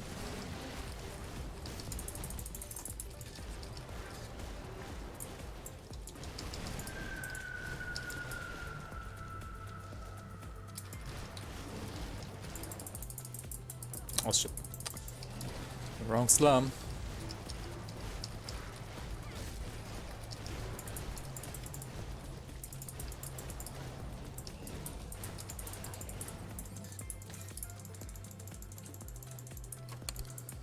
Oh, you have no Turkish language for this game, you mean?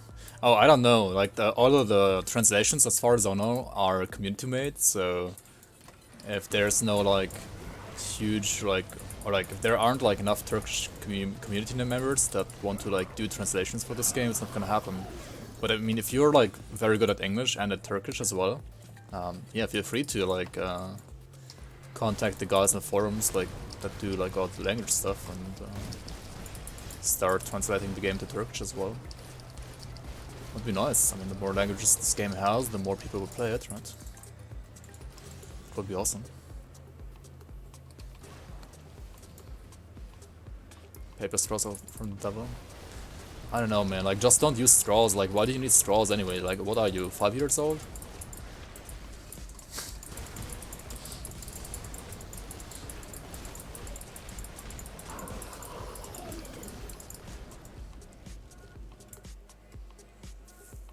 Oh, you submitted necessary documents on the forum, but they said that the Turkish language would not come. What? You did? Did you try already? Damn, that sucks.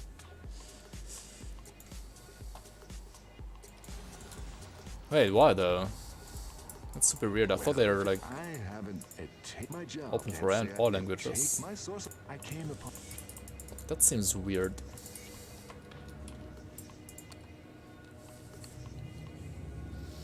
Why wouldn't you drink a milkshake with a straw?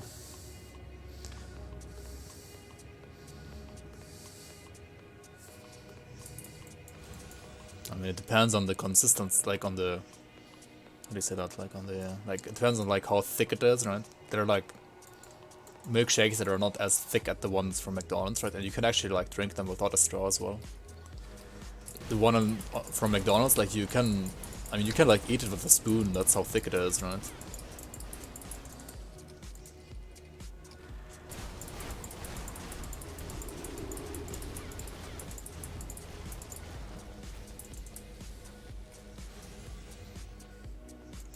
How long do you think I'm playing Nightblade and Arcanist? I don't know.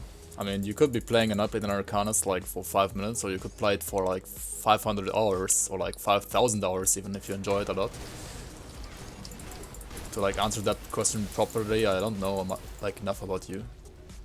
I don't know which kind of a player you are. But I mean, Arcanist and Nightblade is some very good combination, and you can, in theory, like play it all the way from like a beginner character all the way to like a character that can clear literally all the content in this game. So you can invest like thousands of hours into a Spellbreaker.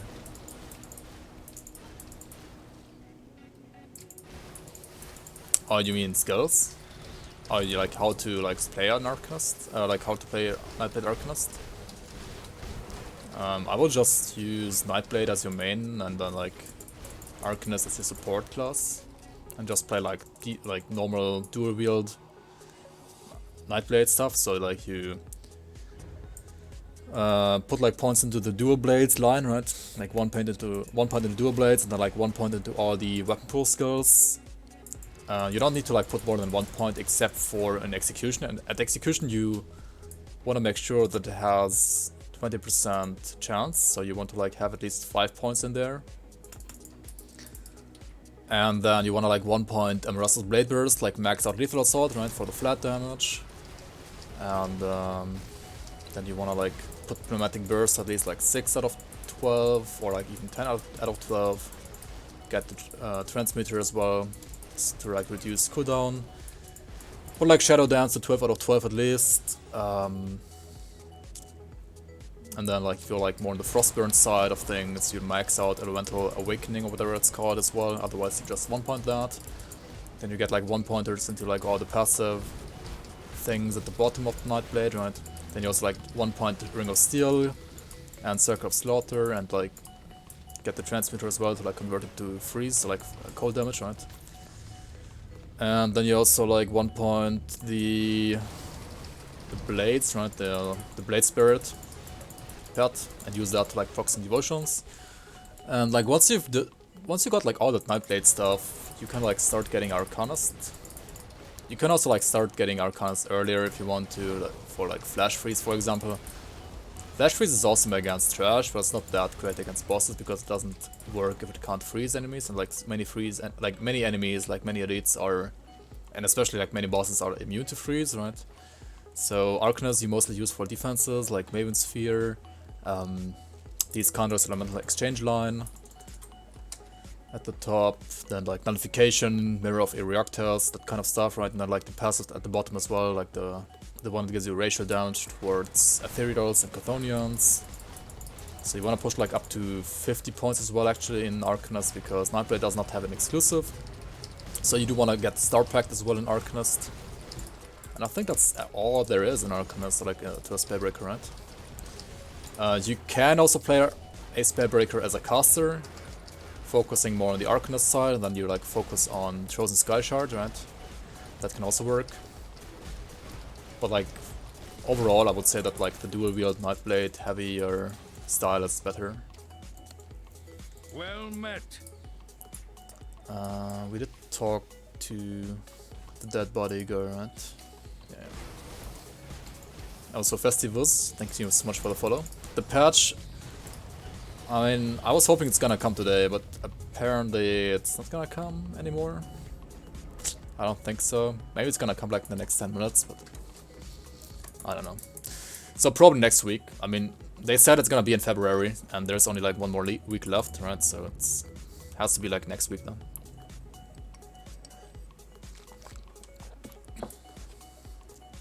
If you wanna like Crumb Master, you can check out my YouTube. I have a like how to level a Nightblade video there, and then you can like check out the video parts of that video that are like about cold Nightblades, and that's how you also, or like how I would level up a cold Spellbreaker. And they're also like in the descriptions you'll also find some like example grim tools for like endgame builds, and there should be like 1 or 2 Spellbreakers in there as well.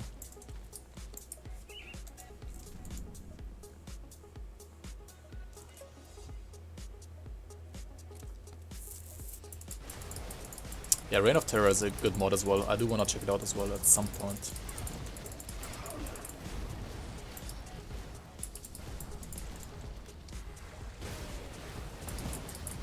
But I still have like lots of projects for Vanilla Grim Dawn, so I don't know.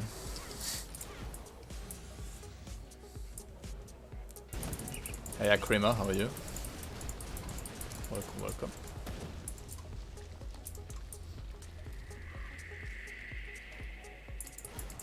More time to abuse normal SR.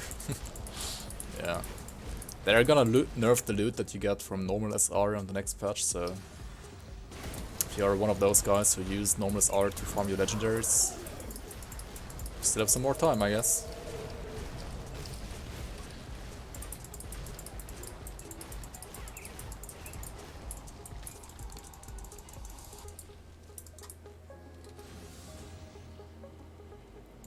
Don't they do developer streams during big updates? I mean, yeah, there was a developer stream like 1 or 2 weeks ago, right?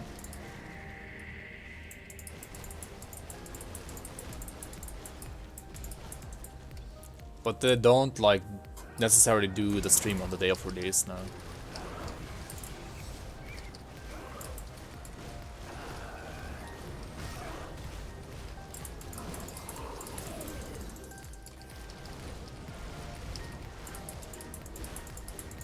Like sometimes yes, but not necessary.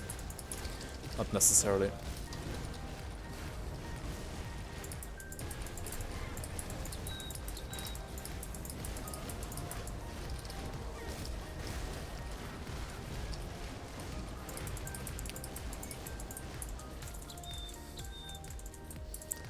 Alright, I think I should do some... what's it called? Jagged Waste Pine Barrens as well, right now. So how do good work? And also let's go back and talk to all these guys. I have some quests to hand in here.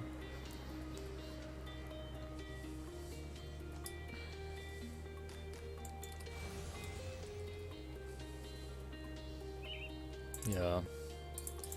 Running SR all day is kinda... I don't know. Sure, it's fun every now and then, but I feel like it's not as much fun as dungeons.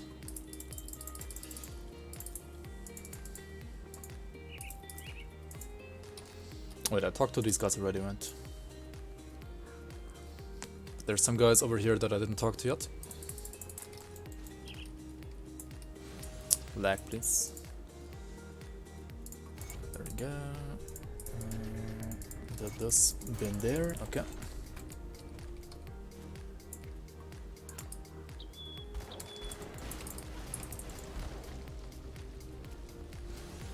And yeah, so if you do this quest after killing Shronda, you don't have to like pay this guy any scrap because you already left anyway.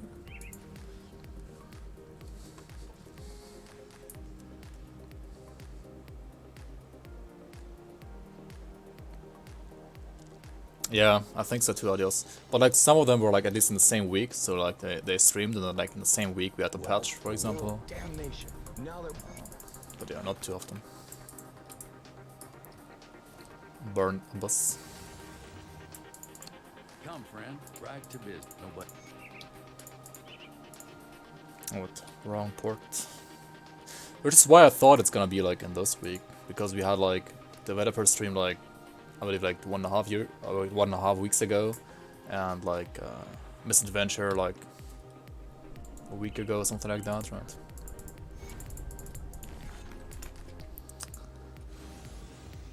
But oh well. I forgot to talk to Skinner as well. Oh well, okay, let's do that real quick.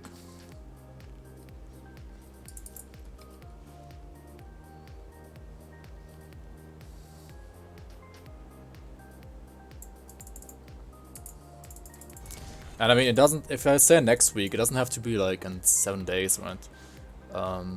It might, they also like patch on Tuesdays sometimes or Wednesdays. I've just never seen them like patch on Mondays, I believe. But I think Tuesday, Wednesday, Thursday, or Friday, like all of those 4 days can happen. Like you can have the patch on all of those, on any of those 4 days, right?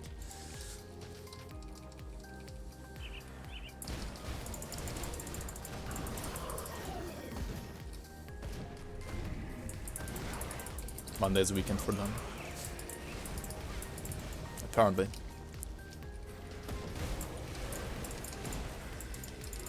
I know, like Monday just doesn't seem to be like a patch release day for them for some reason.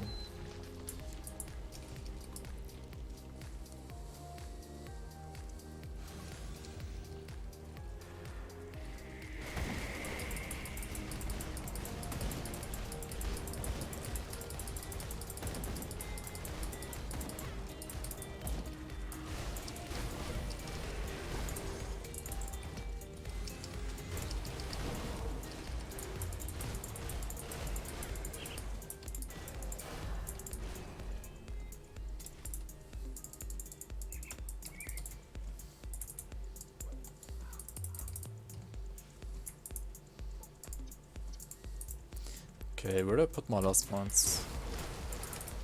Yeah, here, right?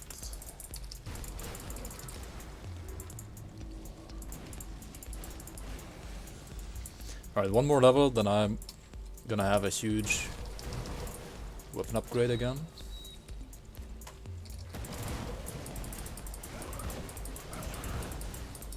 For the last 10 levels.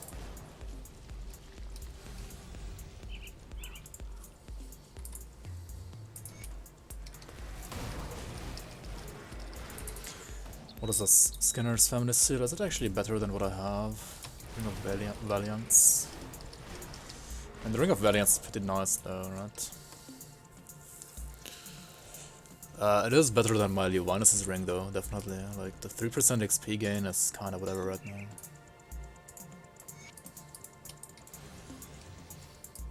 Just having a little bit more damage to like help me clear bosses quickly, or like more quicker? There we go. Not quicklier, obviously. It's gonna be more important than the 3% XP gain, right?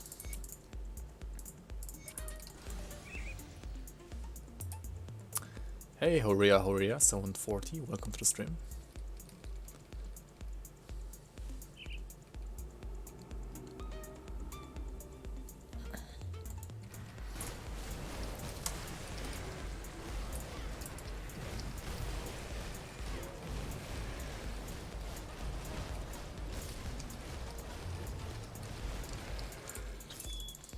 The weirdest build I know that is actually good. Define good. Because I have lots of weird builds that can like at least clear all main campaign content, like all the dungeons, etc. Like my Bonelands Battle Mage, for example. I mean, he can even kill Lokar, but he's not like super good for like deep SR pushing, for example.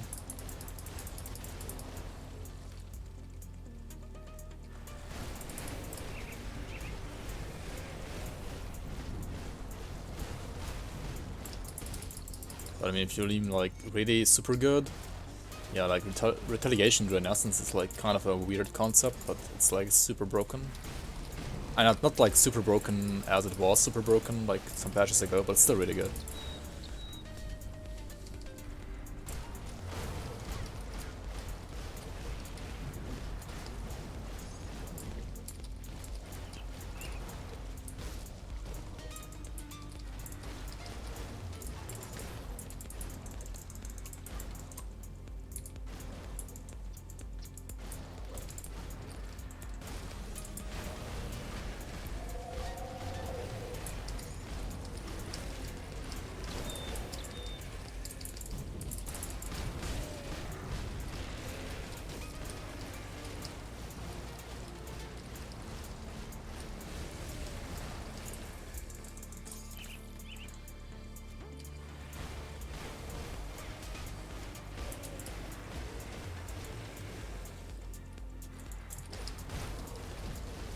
And then, I don't know, you have some pretty nice builds using skills from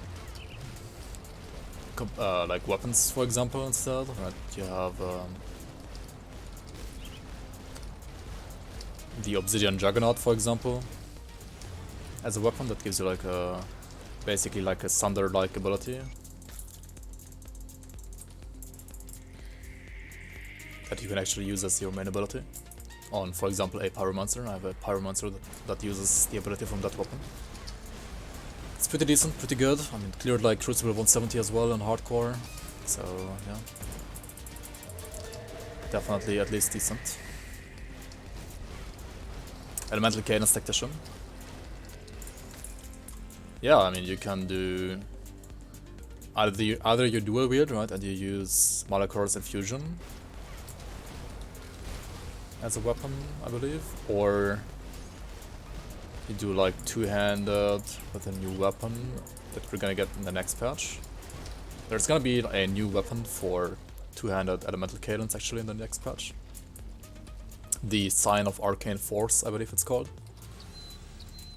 And yeah, you can definitely use that on a Tactician as well.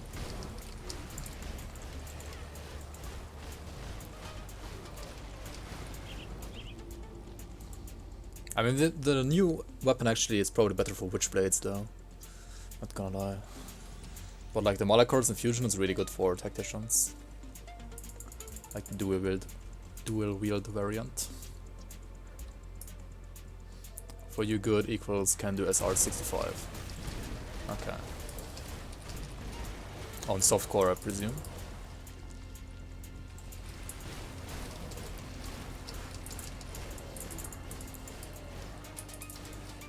I mean, the Fire Ravenous Earth Oppressor that I have with the Blightlord set is kinda weird as well. But I mean, that one cleared SR70 on hardcore, so it's pretty good as well. The Bat Mage I was talking about earlier did like SR, I don't know, 50 maybe? If at all. But I mean, yeah, hardcore is still like a little bit more Monk-esque than softcore. Blightlord set is not a meme though. I mean, you know, that's true. But I mean, Retaliation to an Essence is not a meme as well. Like, Blightlord is like more of a meme than Retaliation to an Essence. Like, come on, dude.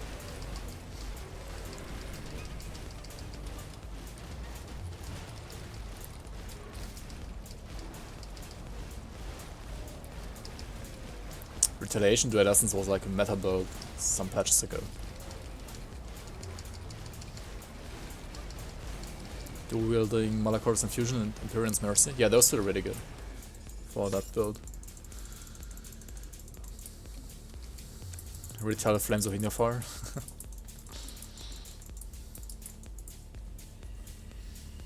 I mean, if you get 200% casting speed and like good retail damage, it's gonna deal good damage, right?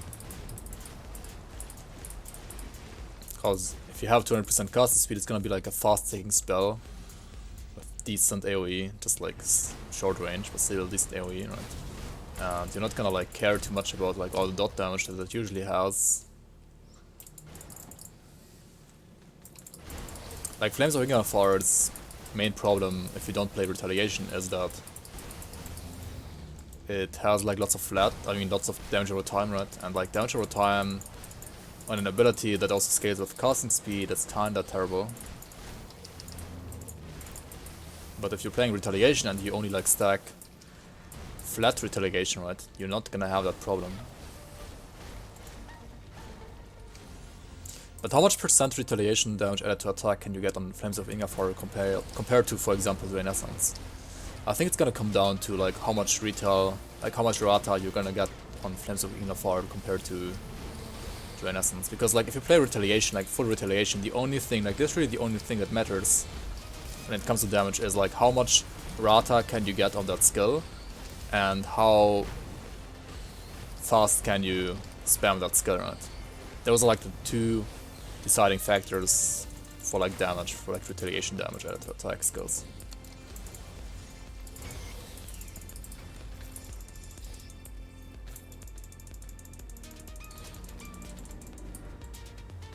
Return without shield? No, return without shield is fine as well.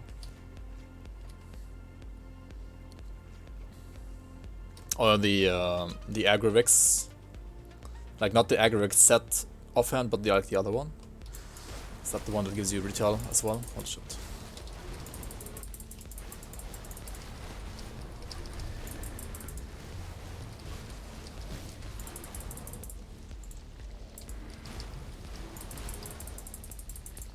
I need to kill all those casters in the back line, right?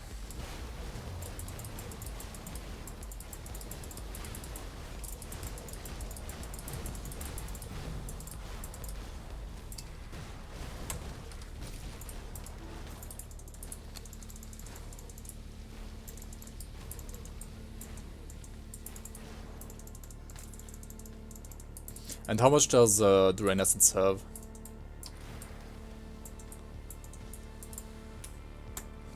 It gains from Amulet and Shield, right?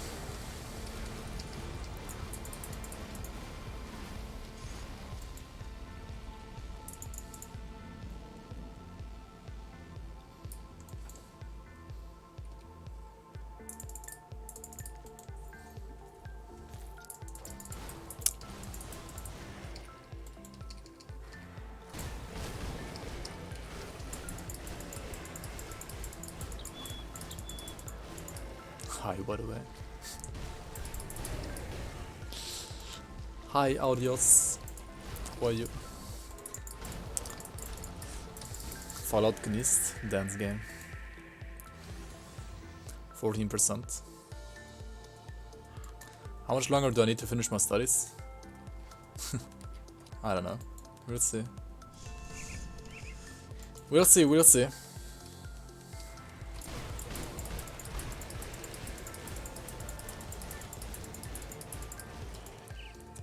Ideally, maybe like 2 years, but could as well be 5 years. I don't know. Kinda hard to tell. Depending on like how far I'm gonna study.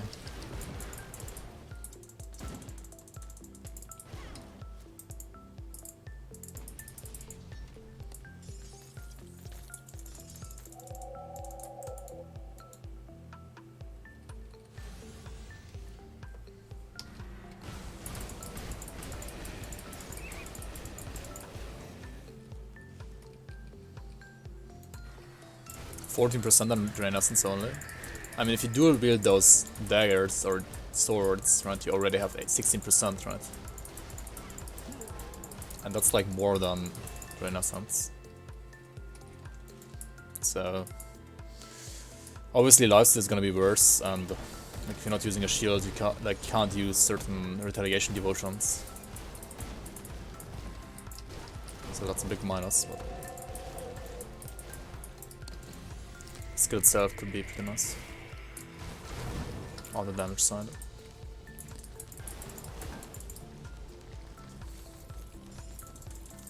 I'm studying biochemical engineering.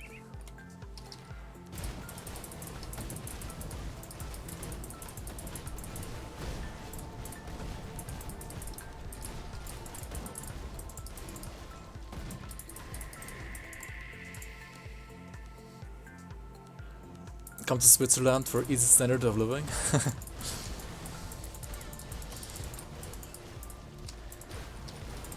Right, do you guys already have this like or like weren't you guys voting on the system where you basically just get money for free just by for like existing you get money per month and then you can like do whatever you want as a job? That's kind of the idea behind it, right?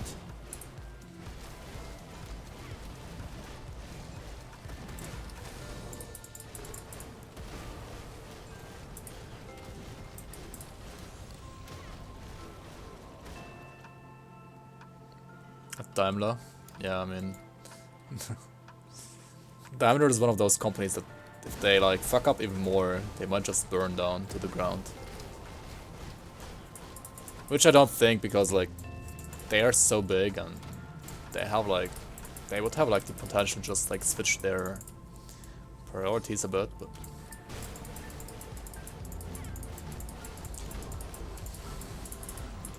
like production in the German car industry has broken down to levels of 1997 or something this year. So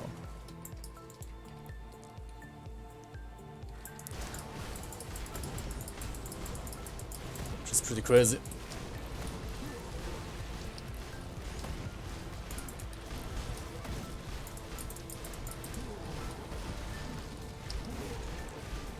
Oh shit, he's getting healed. Let's kill the witch doctor.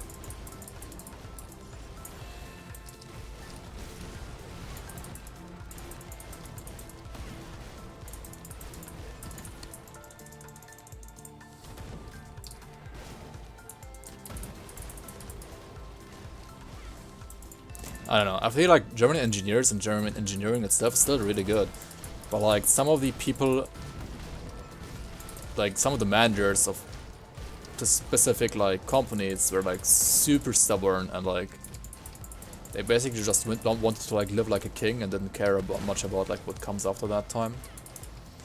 Like the guy who was like the chairman of like Audi and Volkswagen, for example, for a long time. I don't know, like his wife has like, I don't know, 20 Lamborghinis in her garage, like what the fuck?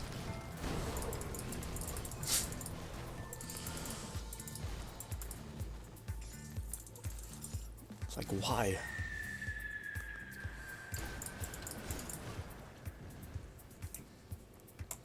Yeah, like, yeah, they have like a, I mean, that has been like topic of discussion in Germany as well.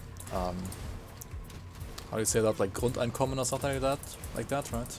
Bedingungsloses Grundeinkommen. So like, no matter what you do, you don't even have to like be jobless or like, yeah, like just because you're like existing, right?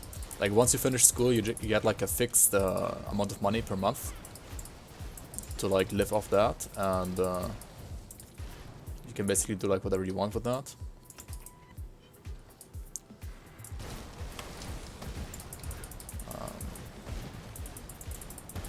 Instead of like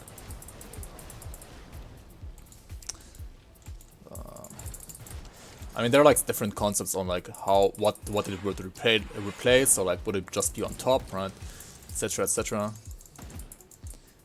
A living wage, yeah. Because right now we have like minimum living wages for like jobless people.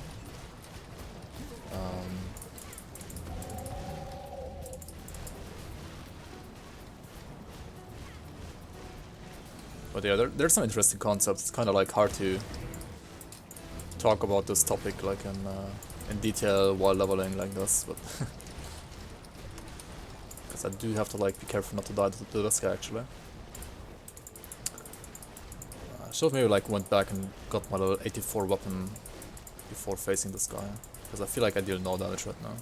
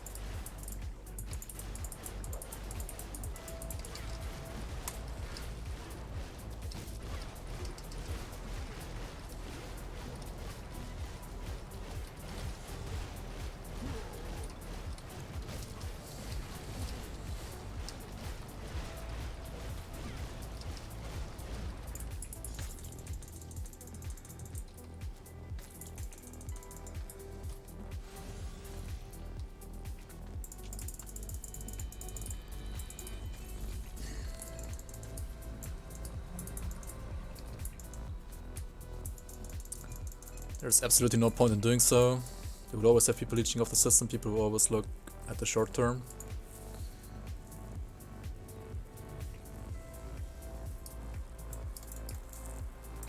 Yeah, I think like more important than that is to actually have like job security for people. That's like more important.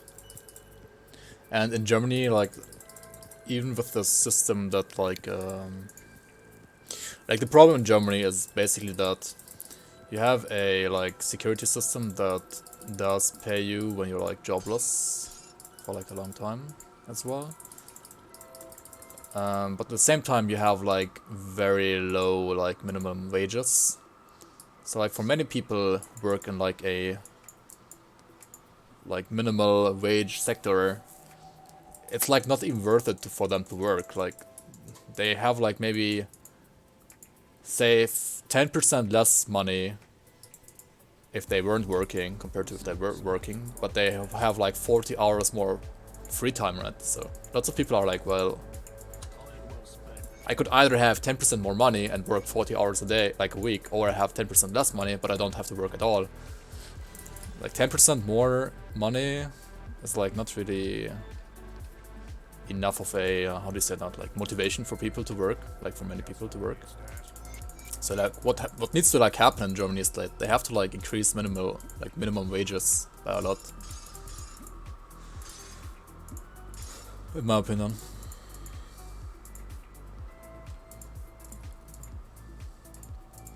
For example, like Sweden has like more than 50% more minimum wage than Germany, for example.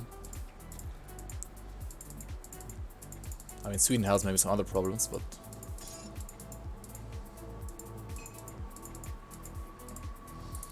I don't know, that's just like my opinion here. But I'm not like an expert on that. I mean, they're like... But it's like an interesting topic of discussion, basically, of course. How does the physical to elemental conversion from cadence work on the physical damage from deadly momentum? It will all get converted, as far as I know. Because like deadly momentum is like a buff, right? And if that buff will be applied to cadence, I think it should be converted as well. But I'm not quite sure if like the... Wait, doesn't like the cadence transmuter only like transmute the damage on cadence itself? Doesn't Sweden even have like 56% income tax though? Yeah, they do. But if it's like income tax is not like that problematic if it's like distributed equally, right? Or like distributed in like a fair way.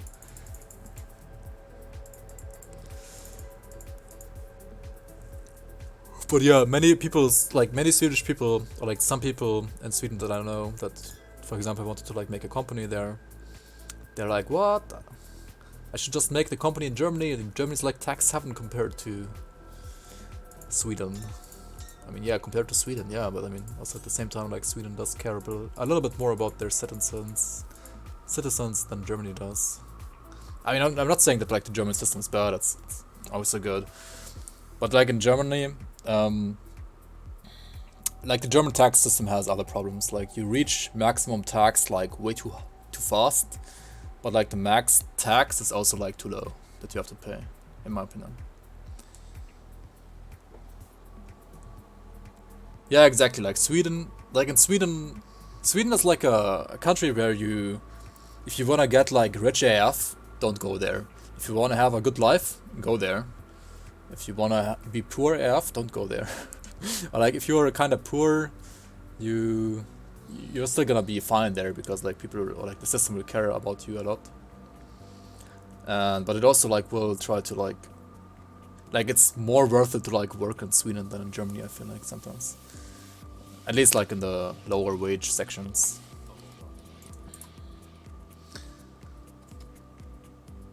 Okay, we didn't get the weapon yet, right? Hey, Coffin Spirit, how are you?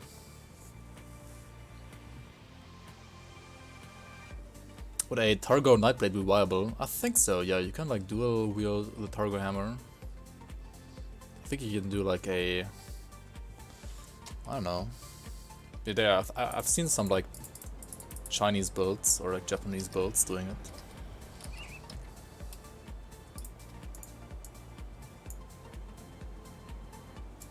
Anyways, let's proceed here.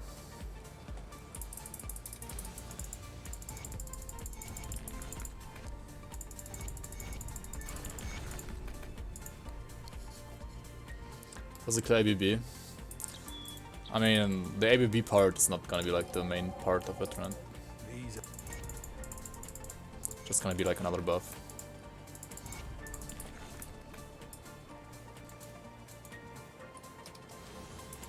I wasn't sure you... I'm going to check. I'll skip the pleasant. The Legion is split on... Okay. Let's max out the laceration here.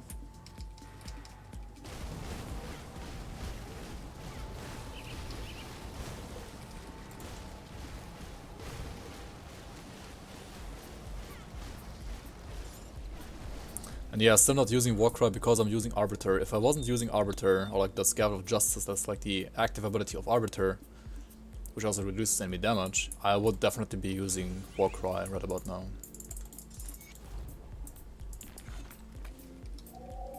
Because Warcry is a pretty good skill.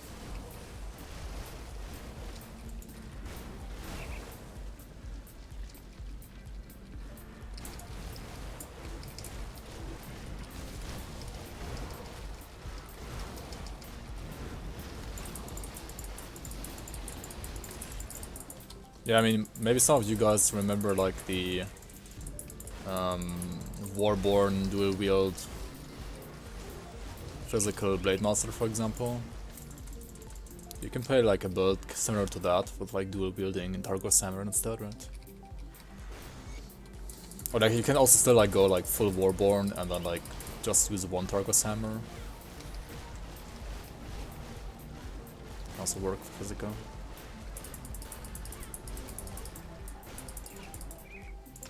Or I don't know, I guess you could also do it with Dervish. What do we take here? We take more HP probably. So more military conditioning. I think so, yeah. I want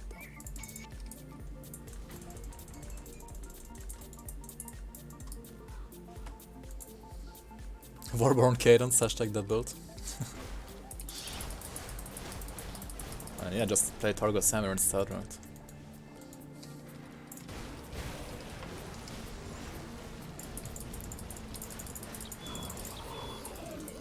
I think it can work. How much casting speed do I have right now? 178? Okay, nice.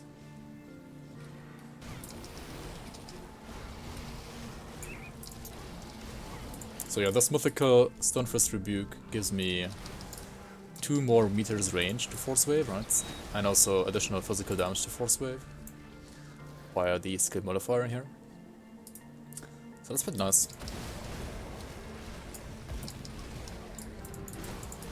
Some additional damage, some additional kite ability.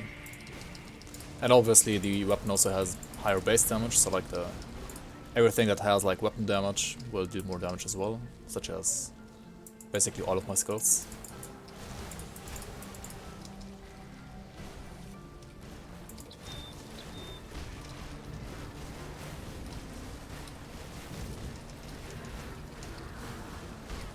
Oh, there we go, another one.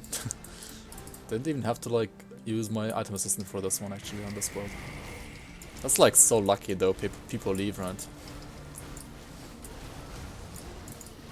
Like imagine this being your first character and you find like Mythical Stonefist Rebuke on level 86. That's some luck right there. Holy shit. Crazy RNG.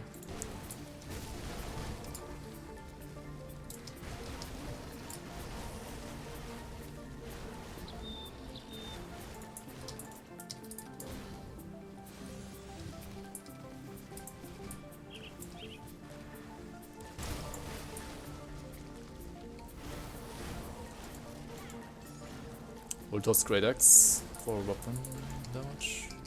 I don't know, did they? I don't think so.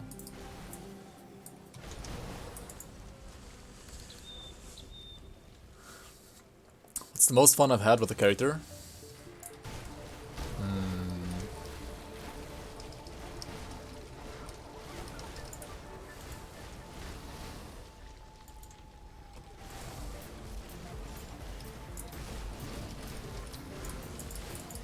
So Chaos Spin to Win was definitely my most chill experience, because like Spin to Win is awesome and like so relaxing in playstyle compared to other playstyles. Like, whenever I need some relaxing, I'm just gonna like play that character.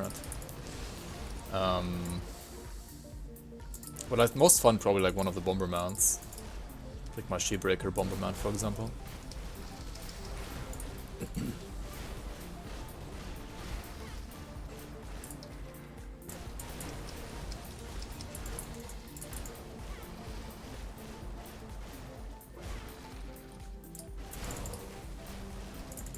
And I mean, the Conjurer that I had was super awesome as well, actually. I like the Conjurer a lot. It's like a... how do you say that? It's more like a melee Vitality caster type of character. It has lots of fun as well.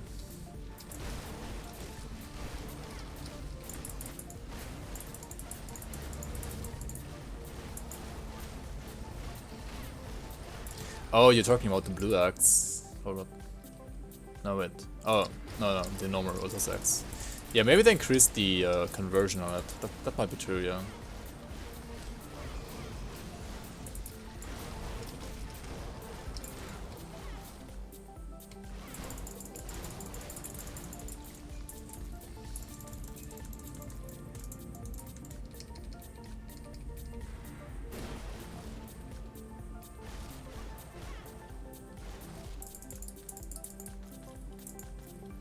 I'm not sure though.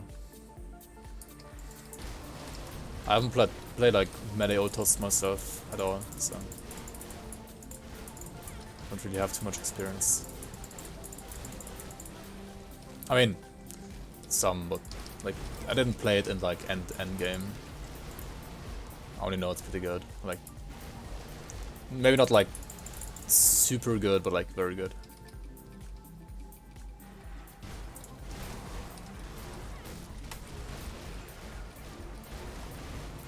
Like, good enough at least.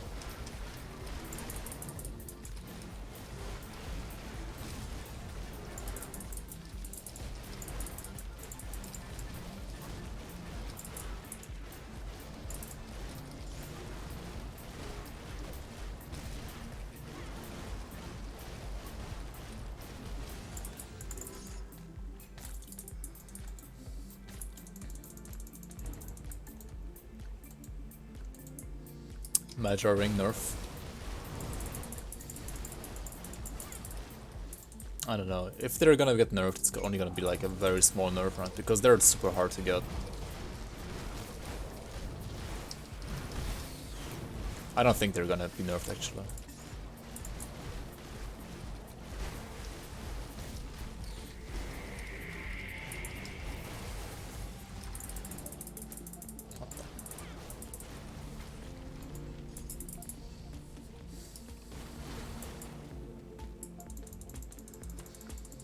Did I change my creek spent burner devotions? Not yet, Lucas, not yet.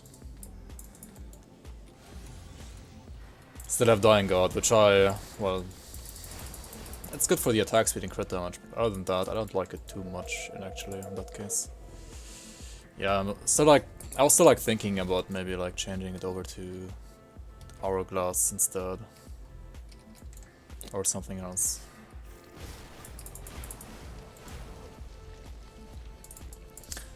Also, maybe like I should just use a shield and take like Oleron. I mean, not Oleron devotion, but Obelisk devotion, right? I don't know. Is Obelisk devotion like good enough to carry a shield on a non-shield class? Probably not, though, right? It's good, but not might not be good enough, right? And also, since the build has like almost 100% weapon pool skills. And most of those deal damage with like both weapons, right? Using a shield would be kind of a DPS loss, like a huge DPS loss actually.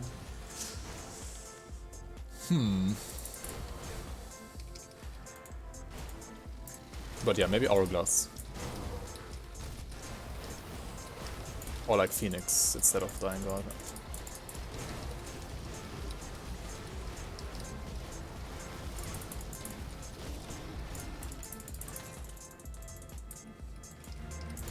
Or Will of Retosh for lifesteal. And also maybe, also yeah, I was also thinking about maybe changing around like my exclusives from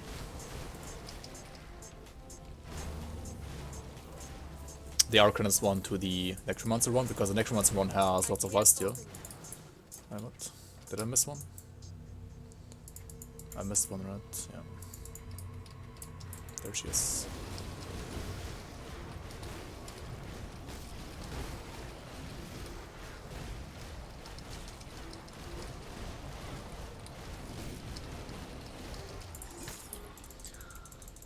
Yeah, but I mean, how many of the recent builds use them because they found it in a legit way, and how many of them use it because they just GG stashed it, right? Like, come on. We all know what's the answer. To like 90% of the builds at least.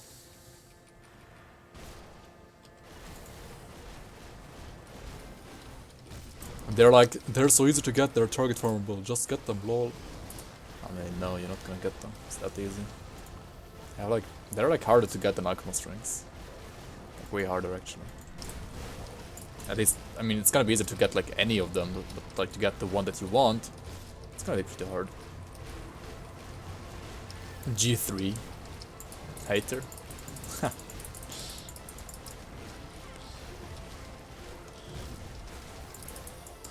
Right. Why don't you like me hating on forums anymore, Adios?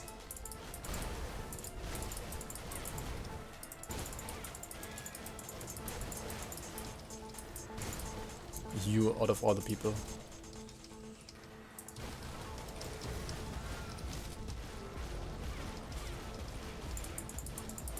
I did on 3D Stash.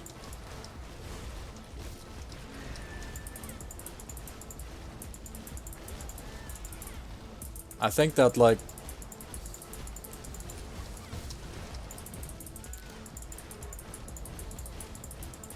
yeah, like just because people get the items through GD Stash,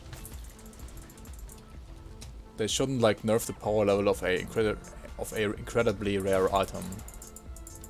So if like GD Stash is like the reason why it gets nerfed, then yeah, I'm gonna hate on it. Because it's kind of ridiculous in my opinion. It's like literally like probably the hardest to get item in the game, and people are like, well, everybody uses it because it's so easy to get, which it's not. We're talking about Magi rings.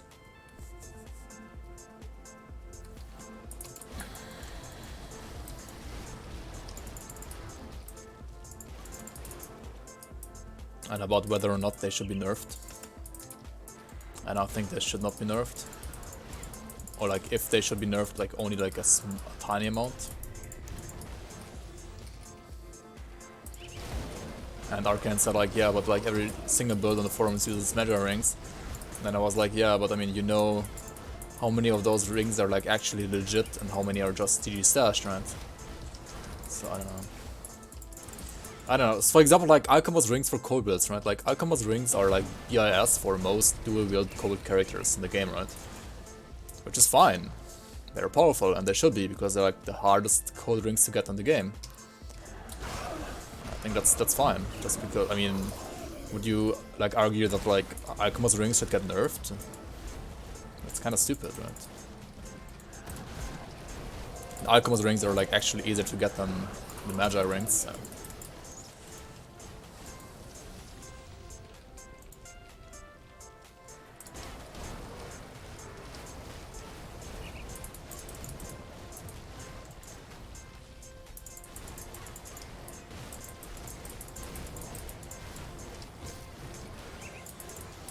I'm not sure if they got nerfed or not, but I think they're fine as they are right now. It's not like you absolutely have to have them, like there are other options that you can go for. Playing a cold build, it's just like if you invest the time in farming them, you should be also rewarded with like a good item, right?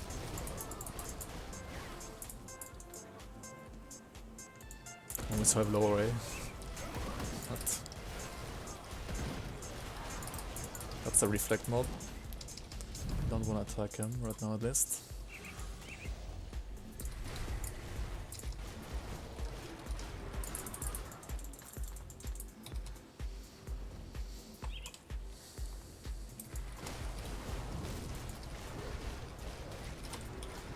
Bonk, guys.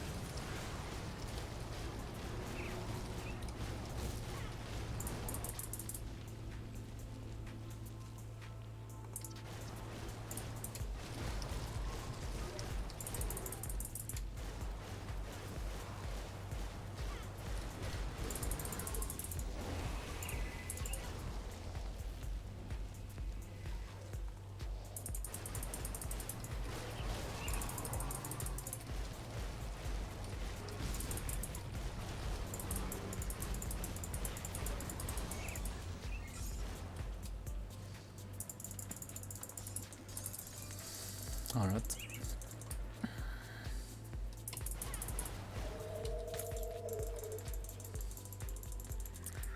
A mold Gamnation down. Dual wield Nadans. I mean, it sounds a little bit broken if you were able to like dual wield a twin there. See anything you like?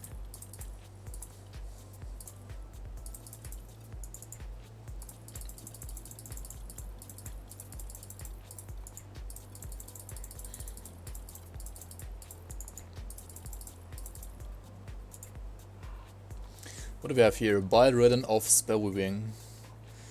Another Bile-ridden Plasma Strike. But of Spellweaving didn't hit Poison, right? So it's trash. Or did it? But it doesn't have casting speed, right? It needs casting speed to be good. For AR, right? Yeah, probably. Also, this is a level 84 probably, not level 94. No, it's actually 94. Huh. A bile-ridden. A bile-ridden. Put it to good use. Come see what's left of my wares. I mean, yeah, but Iron well spent. what's it called? Nadan's Reach is still a really strong weapon. I mean, Redden did like SR, I don't know, 88 or something like that with it, where he died, until he died. I think he died on like 88 or I have come to represent. it was 84, 85 maybe, I don't know. But I mean, he pushed pretty high. So, I don't know. I would say Nadan's is kind of fun, because it's like a really strong weapon overall.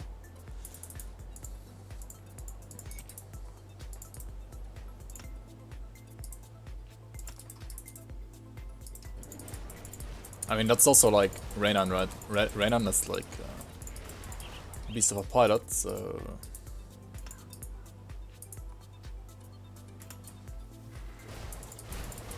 gotta take all of his achievements with like a grain of salt.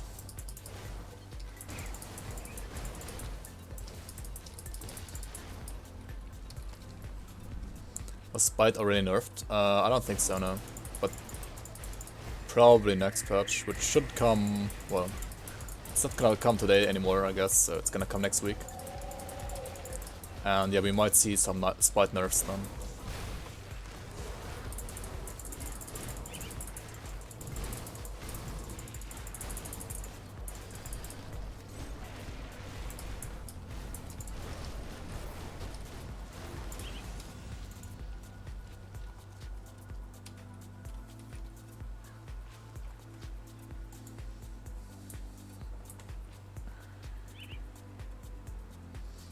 Oh yeah, Blood Grove, Monkas.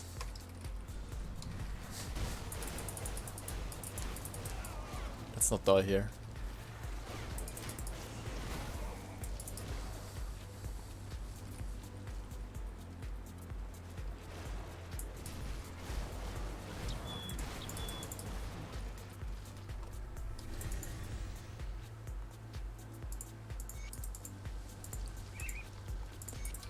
Yeah, and my setup was like more of a little bit. I mean, the tank is setup would be using SR set, right? Shadow Ram set. My setup was also like a little bit tankier than, for example,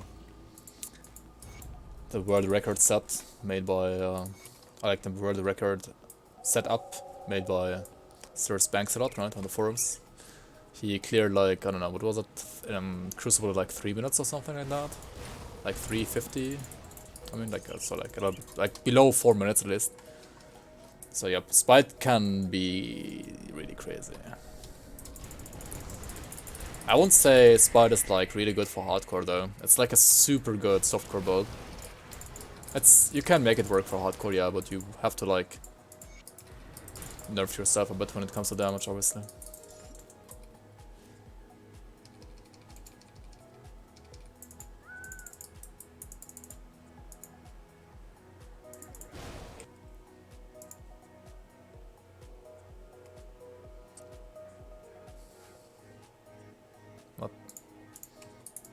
What is that build, dude? It sucks. I mean, no, you just use like SR set, right? And then you're good. Now Ramtang is actually kind of okay if you don't have SR set. Ramtang is probably like the next best thing. It's not too bad at all.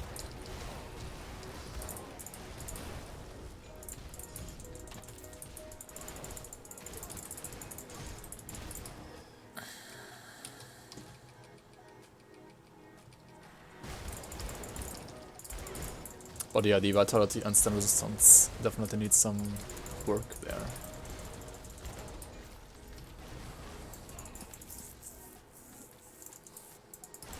At least, okay.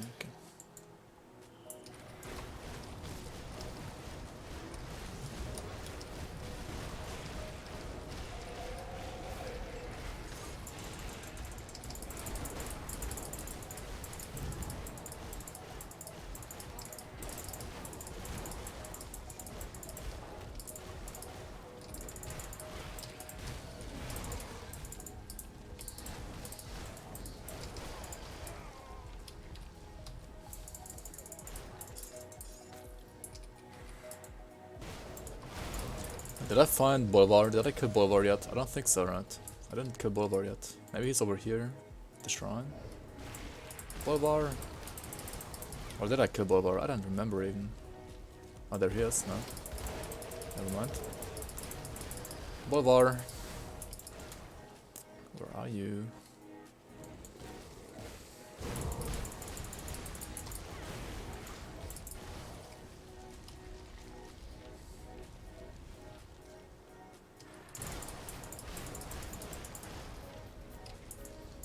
Dude, I actually don't remember if I killed him or not. What's wrong with me? Pepega. Oh, there he is. Okay.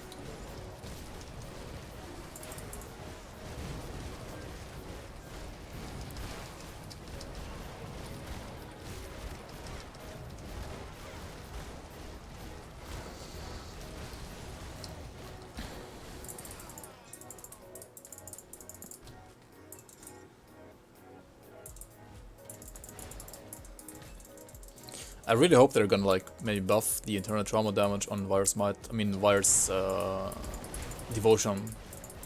Virus Fist, not Virus Might, obviously. Not this thing. Because like if it's fine for retail, but bad for internal trauma, the easiest fix would be to just like buff its internal trauma damage a little bit. But ignoring Ring of Steel with Dawn's Reach and going Cadence, Soldier Inquisitor would be madness. No, it wouldn't be madness. You can do that as well, I would say. Yeah, you can do Pierce Forcewave with an Dawn's Reach. That's actually pretty good. Yeah. Pierce Forcewave is not too bad.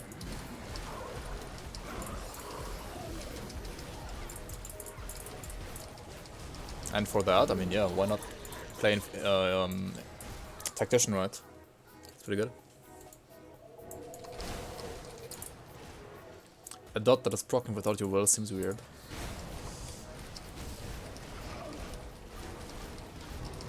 think it's fine.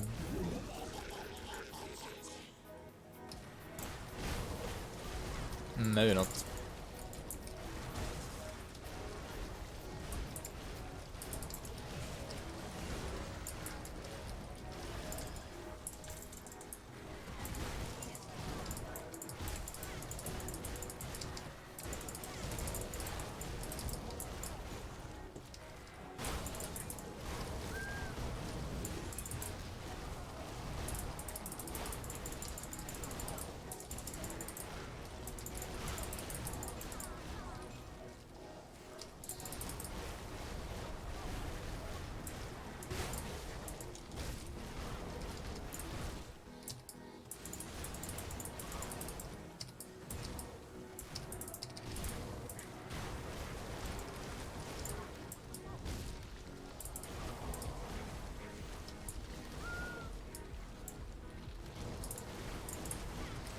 Does even the mythical version have rebuke? Isn't it? Oh yeah, it has actually.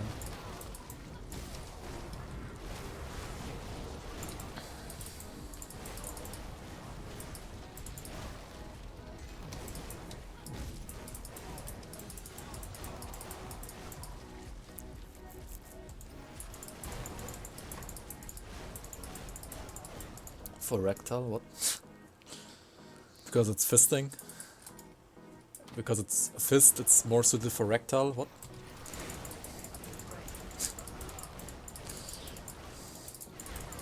All the shit you do.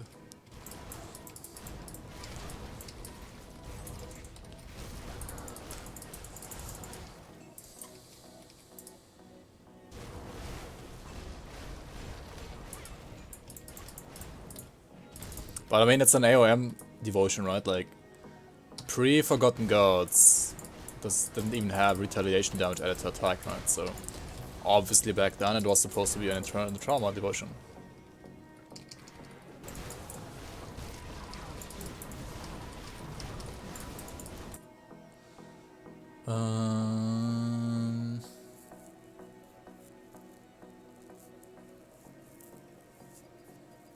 Yeah, you have Pierce RR Inquisitor, you have Word of Pain. Word of Pain has Pierce RR. Like the Death Sentence, the third node on Word of Pain has Pierce Resistance Reduction.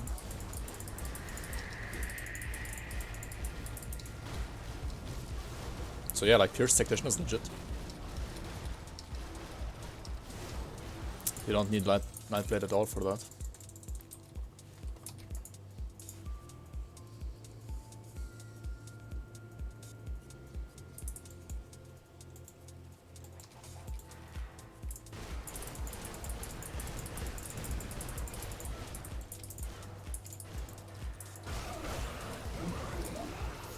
And yeah, I think I've already seen like a build on the forums using like Nadan's Reach for like exactly that, for like Pierce Forcewave. So yeah, it's definitely doable. I think it's not even that bad. It's pretty good. The only problem would be like to max out your casting speed, right? That's the only problem that Inquisitor has that Nightblade doesn't. Like, Inquisitor doesn't have any casting speed, whereas Nightblade has casting speed on Pneumatic Burst. So, getting your casting speed up to 200% might be a challenge on a Tactician, right? But if you manage to do that, it's totally fine to do it. Like to use Tactician instead of Blade Master. Yeah, that's also why like Pierce Infiltrator is really good as well. Why Belgothian Pierce Infiltrator is really good.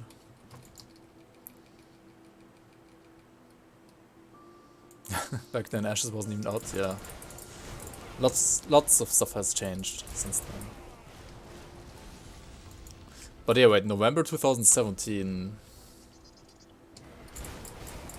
No, that's when AOM came out, right? Wasn't AOM like October 2017 or something? Or even November, exactly.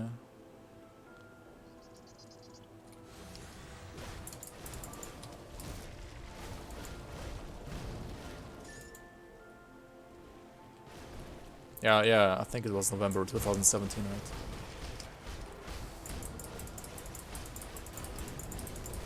And that's like 2.5 years ago. Holy moly, dude. Almost. Yeah, almost. Time flies like an arrow, dude. Holy shit. Okay, where do I put my points now, though? Do I still use Warcry on top anyways? Or do I just go for... I mean, what you always can do, right, is you can always pump this if you don't know where to put your points, right? Because like raw stats are like never really bad. They're never bad at all.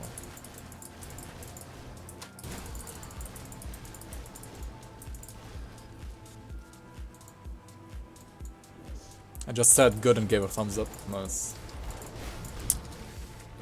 Why are you like underselling the game though?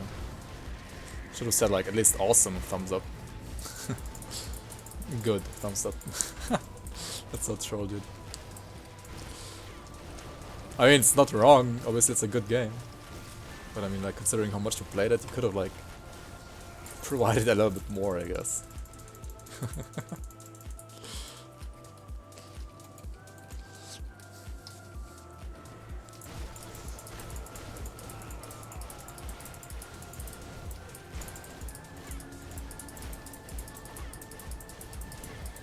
At least like 5 out of 7 good. Or something like that, you know.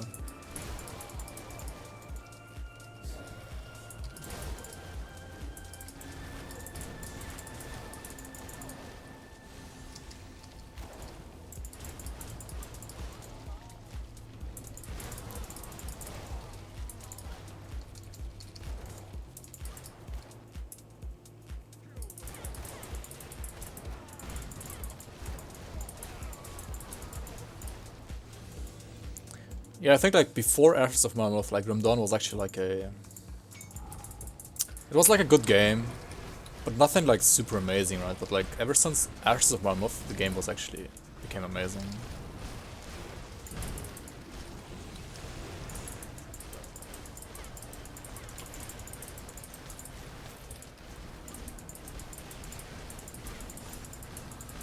What are you doing in here, Zarya? What? I didn't even... What?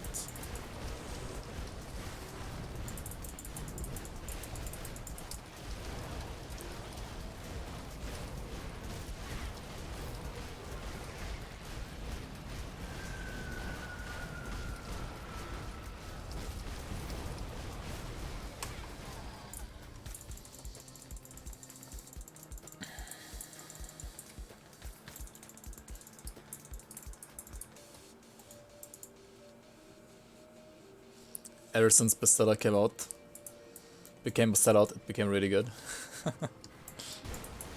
Grim Dawn used to be a meme.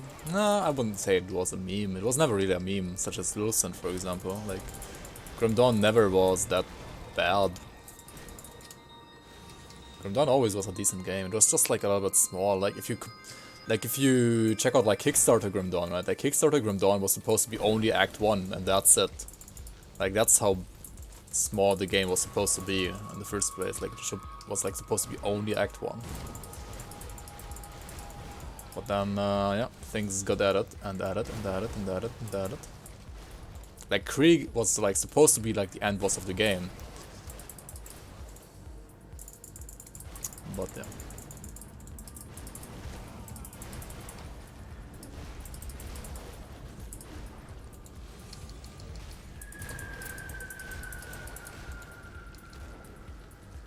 I love my mixed review comment. Freedom of builds can overwhelm newcomers, making character building difficult, but I don't cite this as a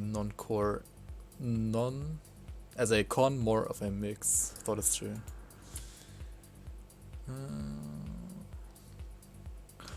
I mean, to be honest, when I played the game the first time, I was overwhelmed as well. Like, I had no fucking clue what I'm doing. And I made like a pyromancer using like fire strike and pets and I don't know, everything at the same time. And it sucked, obviously.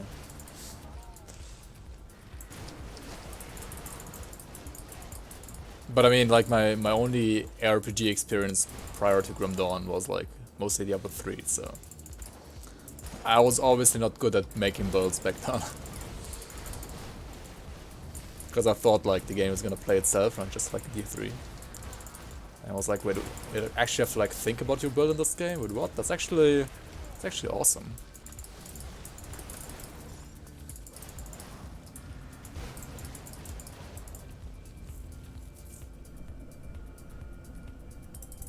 Chthonic Lake Monster expansion win.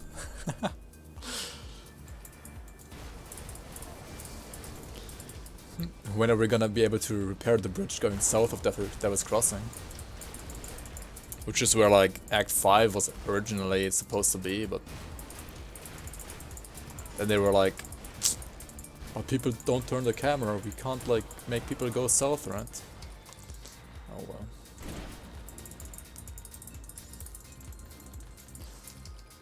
And thus the bridge was never to be repaired. But I mean, yeah, we're gonna get like after the upcoming patch in the next week, right? We're gonna get yet another patch, 1.1.7, where we can repair the bridge in Twin Falls, right, at least. So yeah, for all of you bridge lovers out there, we're gonna be able to repair one more bridge. And apparently they're also gonna like add a small, maybe like dungeon or area out there, something there as well. But it's gonna be awesome. Looking forward to that. Holy. Shout out to you Chthonians.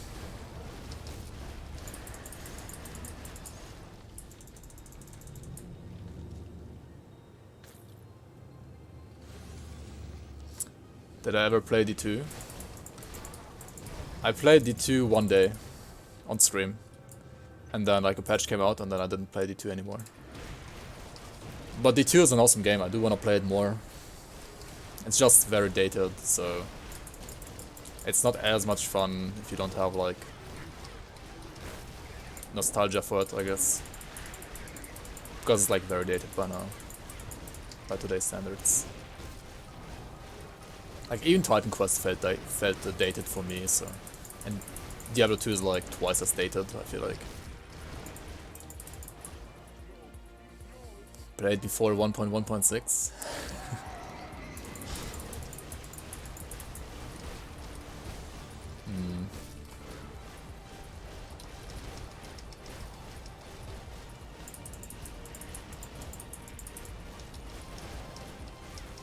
I don't know, we could either play Wilson or Diablo 2 a bit. Or we just farm blooms, right?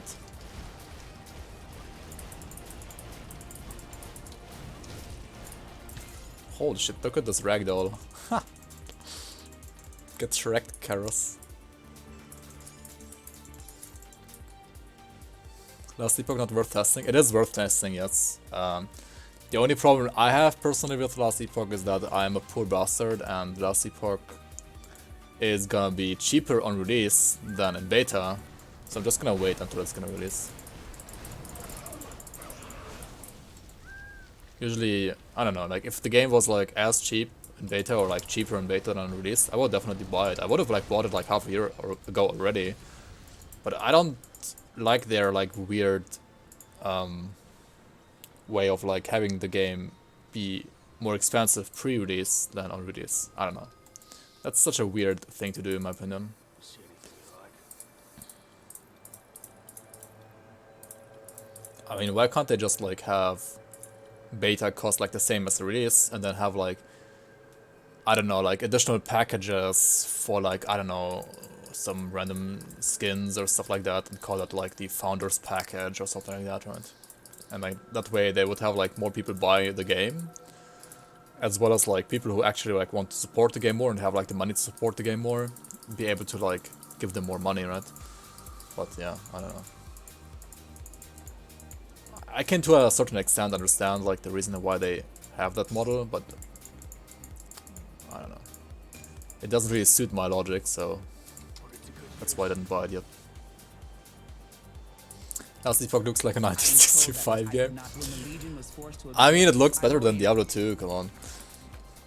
But yeah, graphics did look like garbage like half a year ago. I think they're actually better now. I did Let's watch some streams, and it looks pretty decent now, I would say. Doesn't really look like a 2020 game either, but it's at least better than like half a year ago. So we're level 90, and we're about to do the skip, right? We can also go to Soros Bastion first and talk to this guy here. We need 3 seals though. Yeah, we have 4. Okay, perfect. The main reason is to ensure funding from loyal customers, get insight from them before rolling out the mass. The mass is cheaper. I mean, yeah, See anything you like. understandable.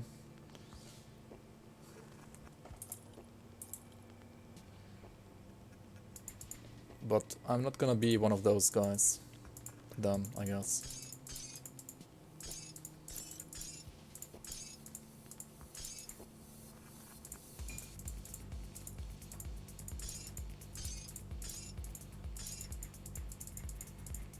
Put it to good use. May the light. Besides, like, I don't know. I have enough to do with Grim Dawn anyway.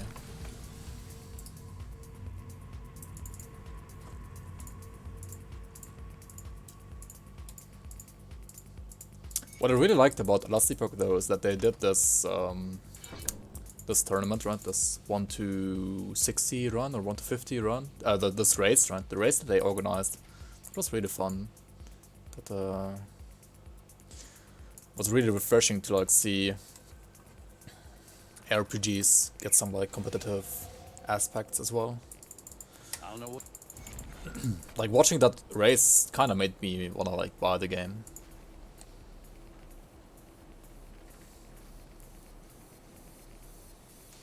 People who call themselves gamers and judge games by graphics should either stop calling themselves gamers or just never talk in public chats about games. I mean, graphics are a part of a game, like they are one parameter of a game, obviously. I think it's like fine to judge graphics in games as well as everything else in the game, but graphics not like the most important thing or like everything, right?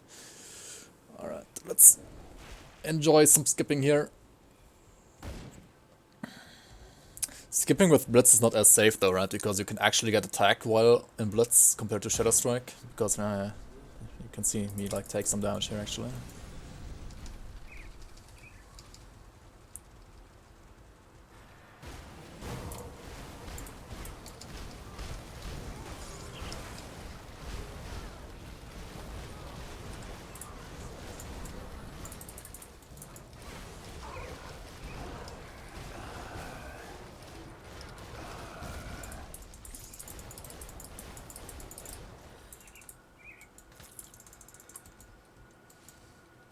It's like marrying the ugliest girl on earth because her personality is great.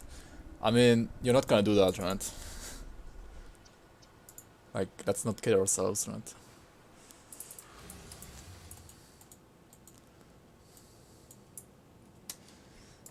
But also, like, if you like her personality that much, she's not gonna be like the ugliest girl on earth for you anyway, right? What the fuck was that? You just skip around a bit.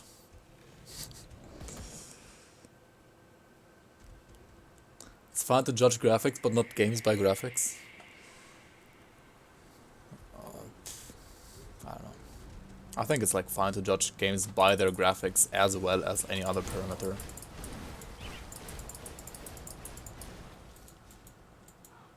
Like for some people it's gonna be more important, for some people it's gonna be less important. That's very subjective, obviously. Where's the music? There we go. Yeah, like some people have like graphics very high on their list, some people have it like rather low, some people like somewhere in the middle. Where they're like, okay, unless like the graphics like super crappy, I'm still like able to play it. If it's like super crappy though, I'm not gonna be able to play it. Because it's just not gonna be like fun for me to play when it's like not visually appealing.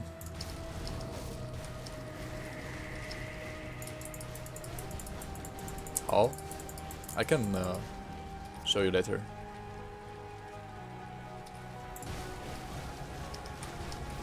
There are some more skips. I can show you all of them later, actually.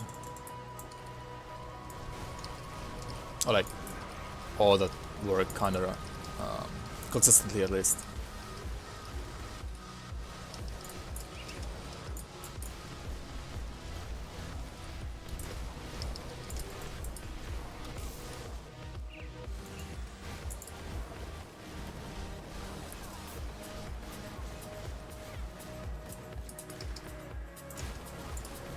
Let's leave a portal here and proceed to the next rift gate.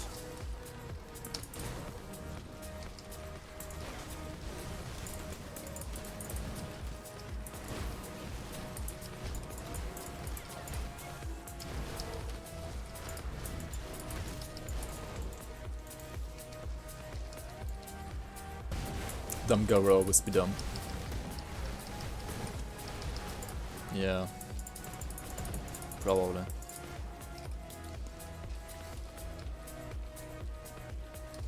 $4K FPS looks dope. Nice. Yeah, Dawn. I mean, the engine is kind of dated, yes, but like the game still looks pretty awesome for that kind of old engine, I would say.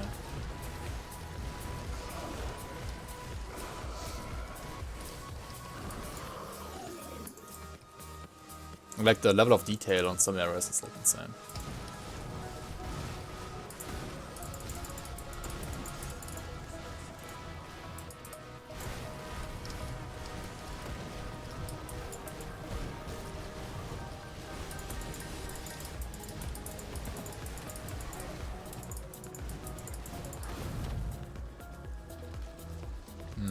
Stop it, please.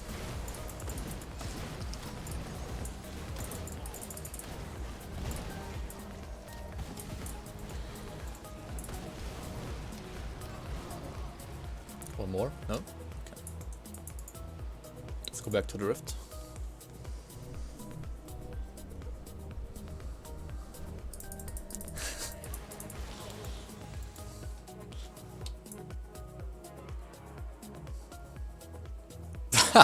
If the ugly girl has perfect personality, she will be cool with you banging her hot girls on the side.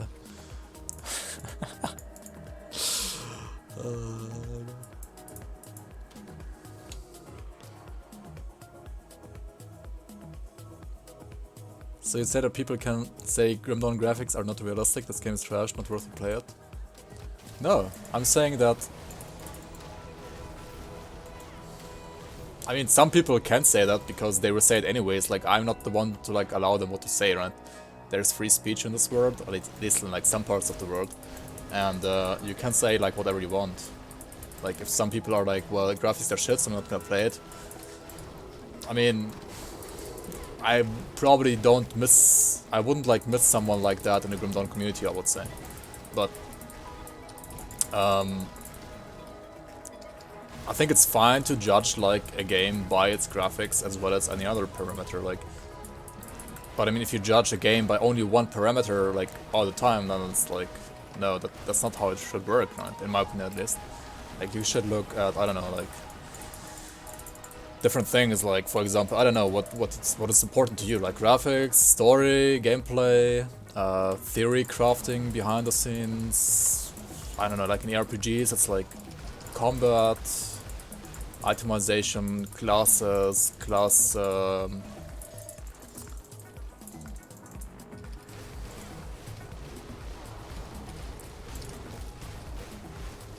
like class customization, right? There are so many parameters, right? And Grim Dawn on graphics, like, say even if like graphics was a 0 out of 10 for some people, like other parameters can still be like good enough for them to like play it, right? And I think most people wouldn't say like Grim Dawn has like 10 out of 10 graphics. I would say maybe it's like, I don't know, somewhere in the middle, like 6 or maybe like 6 out of 10 or something like that, right? Or 7, I don't know. It depends like which area. Like if you take like amount of detail that I put into some areas, like some areas combined with some quests and some lore, it's like actually insane how much detail there is. Then it's like almost 10 out of 10, but like when it comes to like the engine itself, etc., because it's kind of dated, maybe it's like a 5 out of 10, right? So, and for some people that might be a 0 out of 10 because, I don't know, they just hate the look of it or something, I don't know.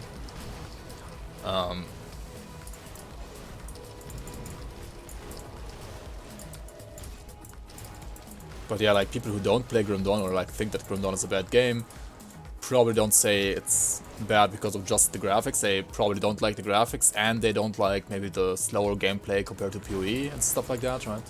Also, I forgot to do the skip here, right? You can like skip all of this part by like just going over here to the corner, go into the corner, then click on the door here, and yeah, that's how you can skip this part as well. Spoiled by new engines. Yeah, I don't know, like some people prefer like an unfinished game on a new engine compared to an awesome game on an older engine.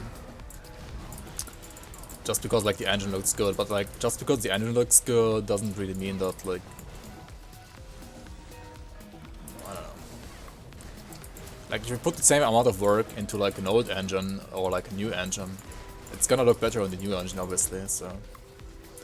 If like a new game using a new engine looks awesome, you can't like say, okay, they invested like so much more work into graphics, right? Because they probably didn't. It just looks better because it's like a better engine. Like I wouldn't say that like Grim Dawn graphic designers invest like less work into designing Grim Dawn than Wilson designers invested into like designing Wilson. But I mean, obviously Wilson looks better, but that's mainly because of the better and newer engine compared to like Grim Dawn's engine, right?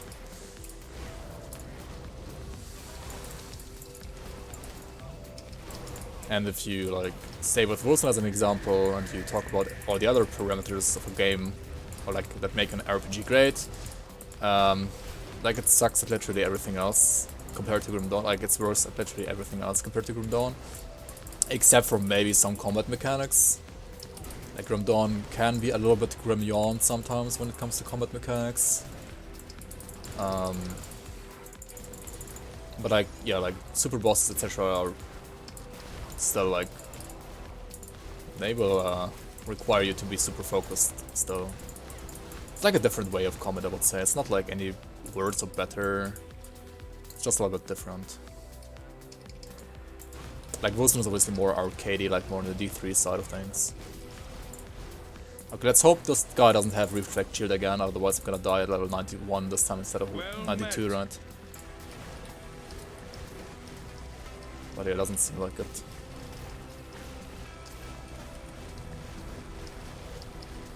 Also, Dr. Toxic Cater, thanks for the follow.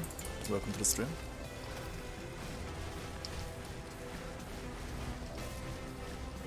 Yeah, so this time he has a durable of arcane barriers, which has pretty huge, or like 60% Fizzless, which explains why he took like a little bit less damage from the other guys. But the last time I fought this guy on my Purifier, he had like a double retaliation, or like at least single retaliation, like physical retaliation suffix, or like affix, and yeah, that just hurt a lot and killed my character. Oh well, it happens. You have 2 hours here in the game or in the stream. Either way, welcome, welcome, and nice to see you here. Oops, don't sell components, don't do that. Corrosives of Celerity, well that's just about garbage.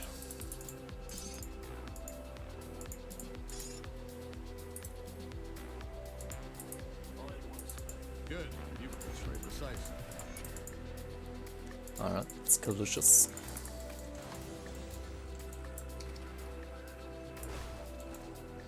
What's a good resistance reduction for pierce damage? You mean like a good number in total?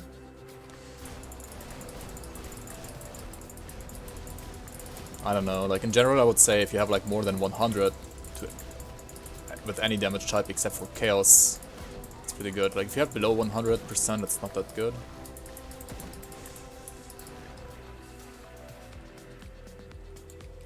And I think that's about the same for Pierce as well. Did I try Wilson? Yeah, I did try Wilson. I played it quite a bit actually. I'm level 66, 67, something like that on Wilson. Doing, like the highest rift I made so far is a level 100 rift. Or like I made it up to level 100 rifts in the end game. I'm not playing Bleeding Edge, not playing Okay, I'm playing Time Weaver though. I'm like playing Time Weaver and Anomaly. So I'm like kind of playing okay. But I'm also playing Force Shield, which is terrible right now because the Force Shield leech doesn't work. So I'm like playing Force Shield without a leech right now. But the build is still pretty solid, I would say. And it's only gonna be better once they fix Force Shield leech, hopefully soon.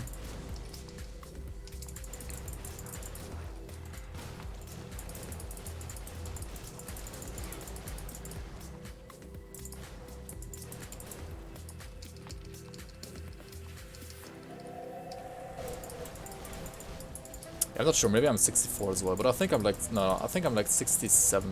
Yeah, I think it should be like 67.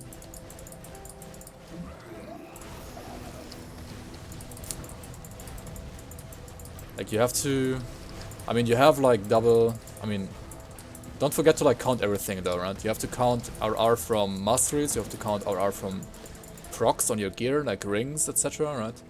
And then like don't forget assassin devotion, right? This one is alone like 32, right? 32%.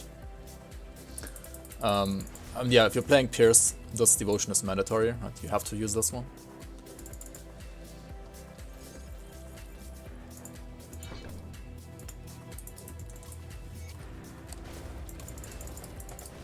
There are no diminishing returns now, but like it's just like a good number to have like at least 100% usually. You can like stack type 1 and type, yeah, like type 1 or like type A resistance reduction such as this one, which is like minus X%, right? You can stack this indefinitely and it's always gonna be good. But like if you lose out on, for example, flat damage or crit damage to just get like more resistance reduction, it's not gonna be worth it, right? There's always gonna be like a trade-off with other things.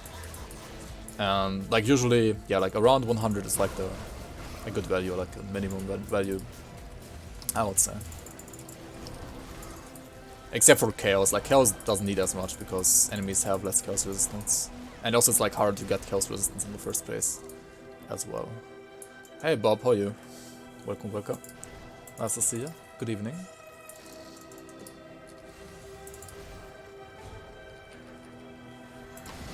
So yeah, there are no diminishing returns when it comes to resistance reduction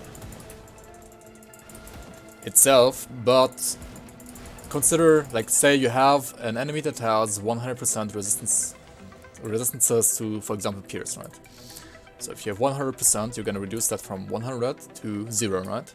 And that's good. And then if you have like additional 10% RR, that's gonna mean additional 10% damage increase, right? If you have an additional 10% on top of that, it's gonna be like 8.9% damage increase, right? So like the more resistances the enemy has, the more like effective resistance reduction is. So you kinda do have like diminishing returns because like the more you have, the less damage increase you're gonna have per like percent.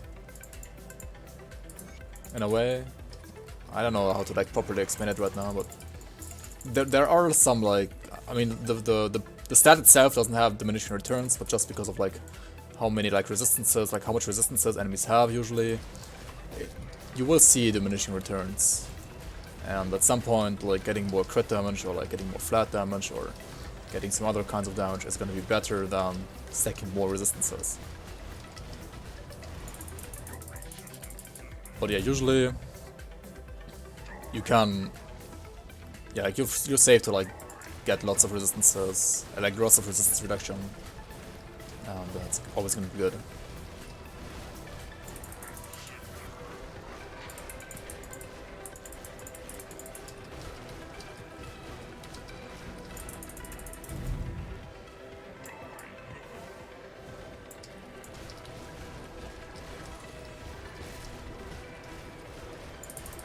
Holy shit. Monka. I mean, why am I monkaing though? I should have just like let my ghoul proc actually. That's still kinda safe. Just keep on attacking.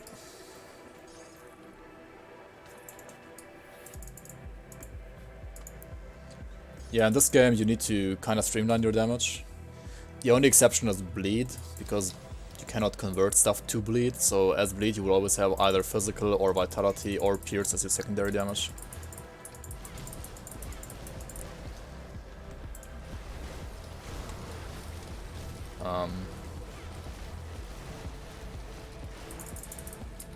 But yeah, like the main goal for endgame at least, like while leveling it's fine to have like 1 or 2 or 3 different damage types. But for endgame you do want to like try to streamline your damage towards only 1 damage type, and that's where like usually you need some conversion. See anything you like? Also I'm such a pega, right? I didn't use a single augment so far, right? Not even Devil's Crossing augments, what the hell? Put it to good use. Whoops.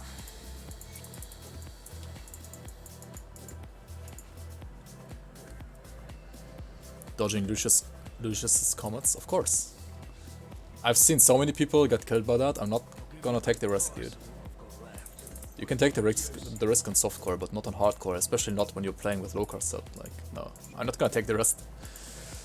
You can take that risk if you want to, but I'm not gonna take it.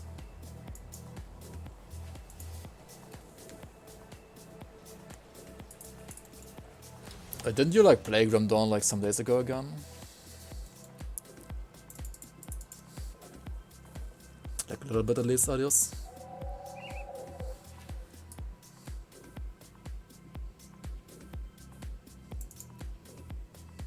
No? Oh, just Titan Quest, right? I'm just playing Titan Quest right now. Or something else. What I think about what? Oh, sorry. The split is almost 94. So to interrupt your speech, but you already checked the Grim Tools update. Oh, is there a Grim Tools update? I didn't know. Also, Teddy87 is here. Sorry about missing you. When did the local quest for the when I did the local quest for the first time, and I want to do it again. What do I have to do to get there again? You could just go there. Like if you once you open the way once, you can. It's like a farmable dungeon. You just have to like reset the game. Like just quit, exit to main menu, go into the game again, and you can go literally to the same dungeon again. You don't have to like do all the steps again. Like the dungeon, like once you've opened it once, it's gonna stay open for you. So yeah, just enjoy farming them.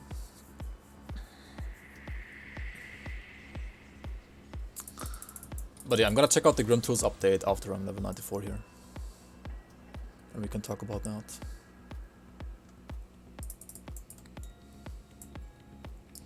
Oh, that's the only thing? It has min-max values for default now instead of... Okay. Oh yeah, I did see that.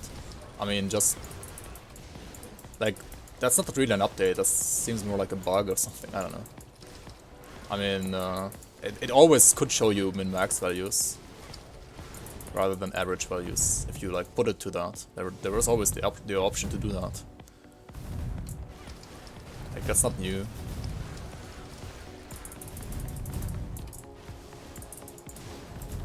And Asterion Ultimate is a little bit wonka.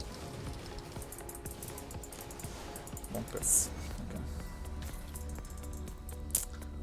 Okay. Okay, really. I have to like use another potion for like 1 level and a quarter. That sucks. But oh well. Oh well.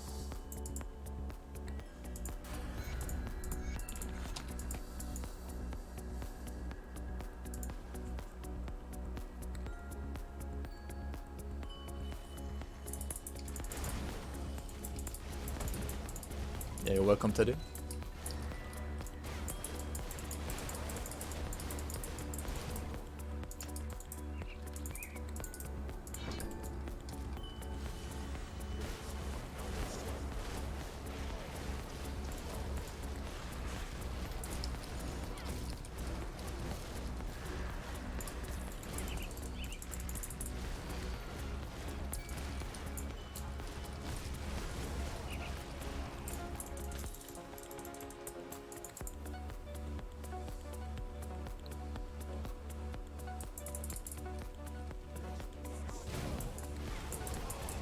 That's true, but Kraken also has casting speed. They added that. Right? Yeah, it has... I mean, it's less than the attack speed, but it still has some casting speed. It's like 8%.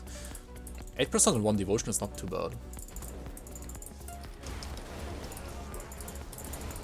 It's obviously worse than 20% attack speed, but yeah, still not bad.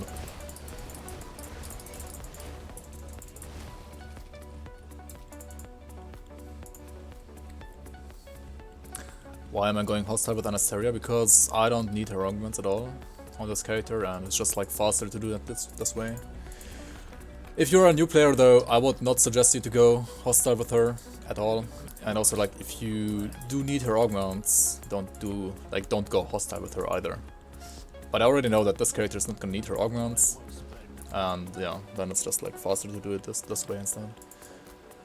I do need some additional quests here though. Let's do the Depraved Sanctuary.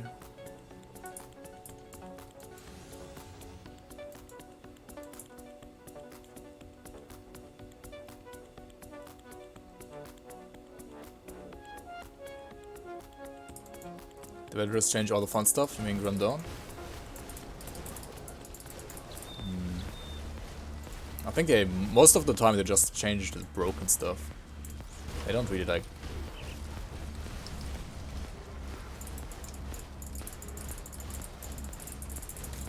They just change like broken OP stuff, I don't know. For the most part it is. Like 99% of their stuff that they're nerfing is just like OP stuff. That's kind of fine in my opinion.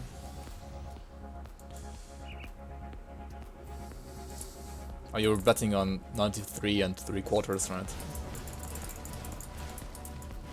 Pedro Bear.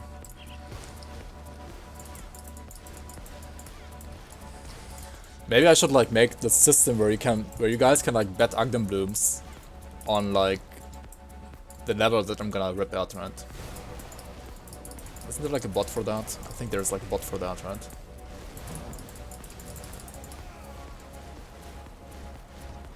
So like you can like put a number between 1 and 94, or like you put,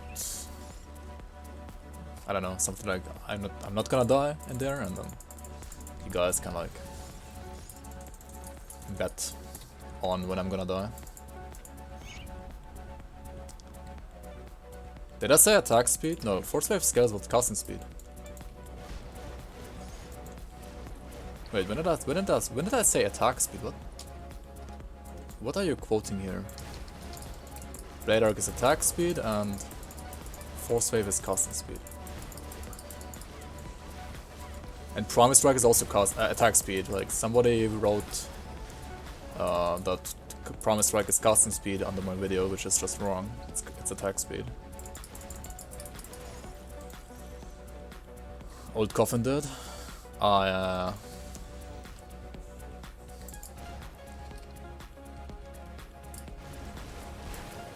My bad, my bad.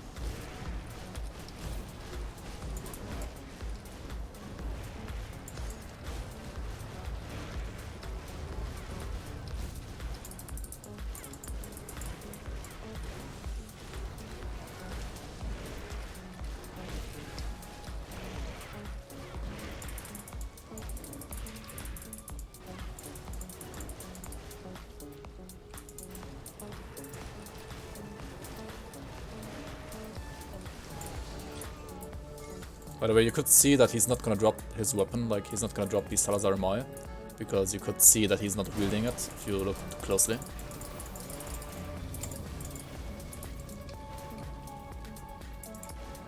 Just like the word Dummkopf. It means like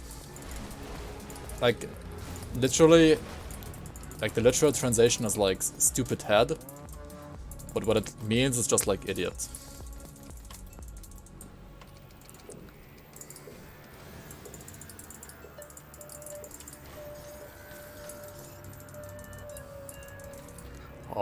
How run will proc on this? I don't know, it's gonna be weird. It's gonna be a little bit weird, definitely. Idiot is harsher than Dummkopf. Depends on who you talk to. Oh yeah, we didn't do those, that's fine. Oh yeah. Let's do Elena, our gates formula here. Dust Brain. What? I've never heard that before actually, Plasma. Interesting. Pinball Brain.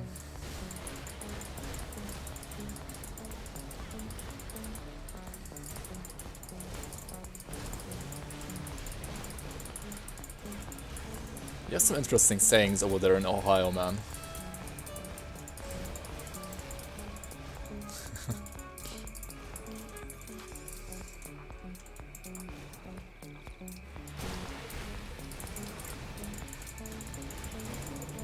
Wait, why? When are you and Kerplunk gonna meet up, by the way? You're both from Ohio, by the way. I mean, you know that already, probably.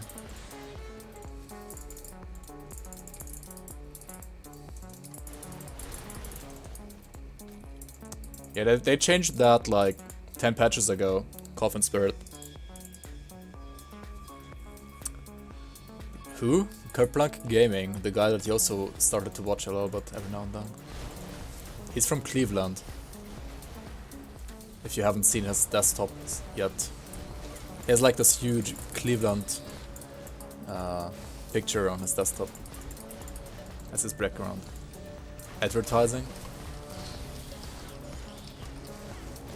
Should we ban him? Everybody's from Ohio, right? Yeah, I'm from Ohio as well, by the way.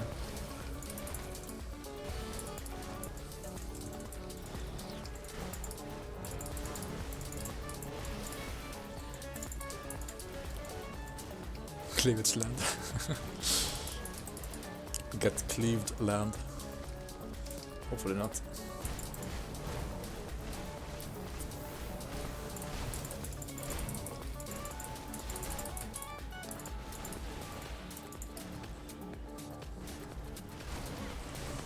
But yeah, what do you think about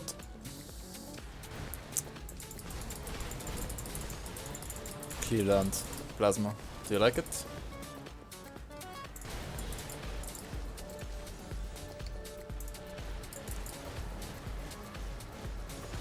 Oh, you're actually from Ohio? Okay.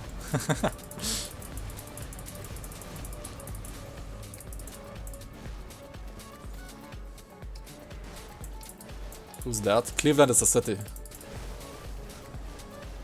You're from Silesia? Wait, are you really? My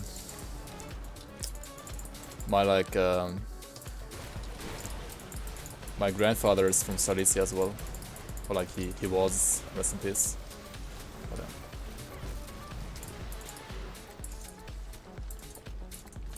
But, no, he's a Titan Quest streamer. Kerplunk. He's a Titan Quest streamer. He plays Titan Quest as his main game and like some other stuff in between every now and then. Like Lulston as well.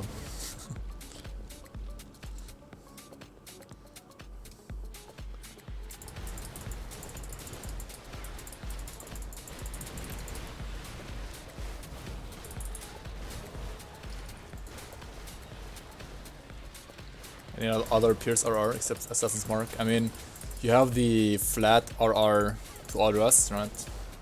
Such as, let me show you. This thing, right, has flat RR to all resistances, so also Pierce. This one has flat RR to all resistances, so also Pierce. And also Manticore has flat RR to all resistances, so also Pierce. And I would recommend either this one or this one for Pierce. I would not recommend going for Manticore. It doesn't fit Pierce devotions at all. Like, I would say that if you need casting or attack speed, that the Revenant devotion by itself is probably the best. But the tip the scales devotion, like the scales devotion, does fit better into like Pierce devotions when it comes to affinity. So yeah, either one of those two will work for you. If you don't have flat RR from your classes, but I mean if you're playing a tactician, Infiltrator doesn't have that, and Soldier only has it for physical damage, so yeah, you will need a flat RR reducing devotion as well. Or like you should get one. So yeah, either tip the scales or the skeletons. The Revenant devotion.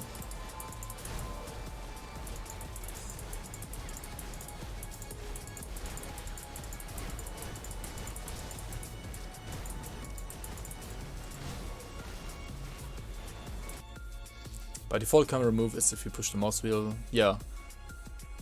Yeah. I mean, yeah, just push down my mouse wheel as well to like turn the camera like this. I'm using default settings here, yeah.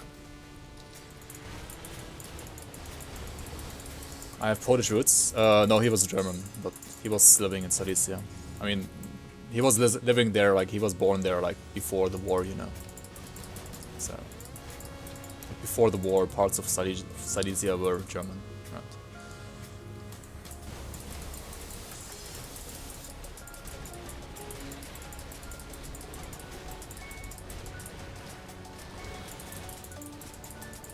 '94 pork chop. I mean, we're still gonna kill Elena though. In before I die to Elena now. That would be so horrible, dude. Holy moly.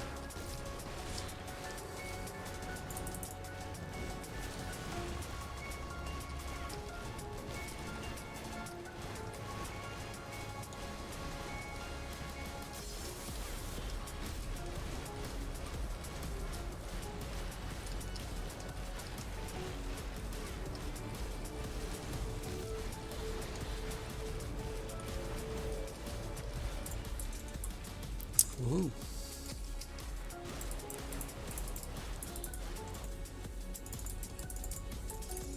Feels good to like finish another character and not die pre-94.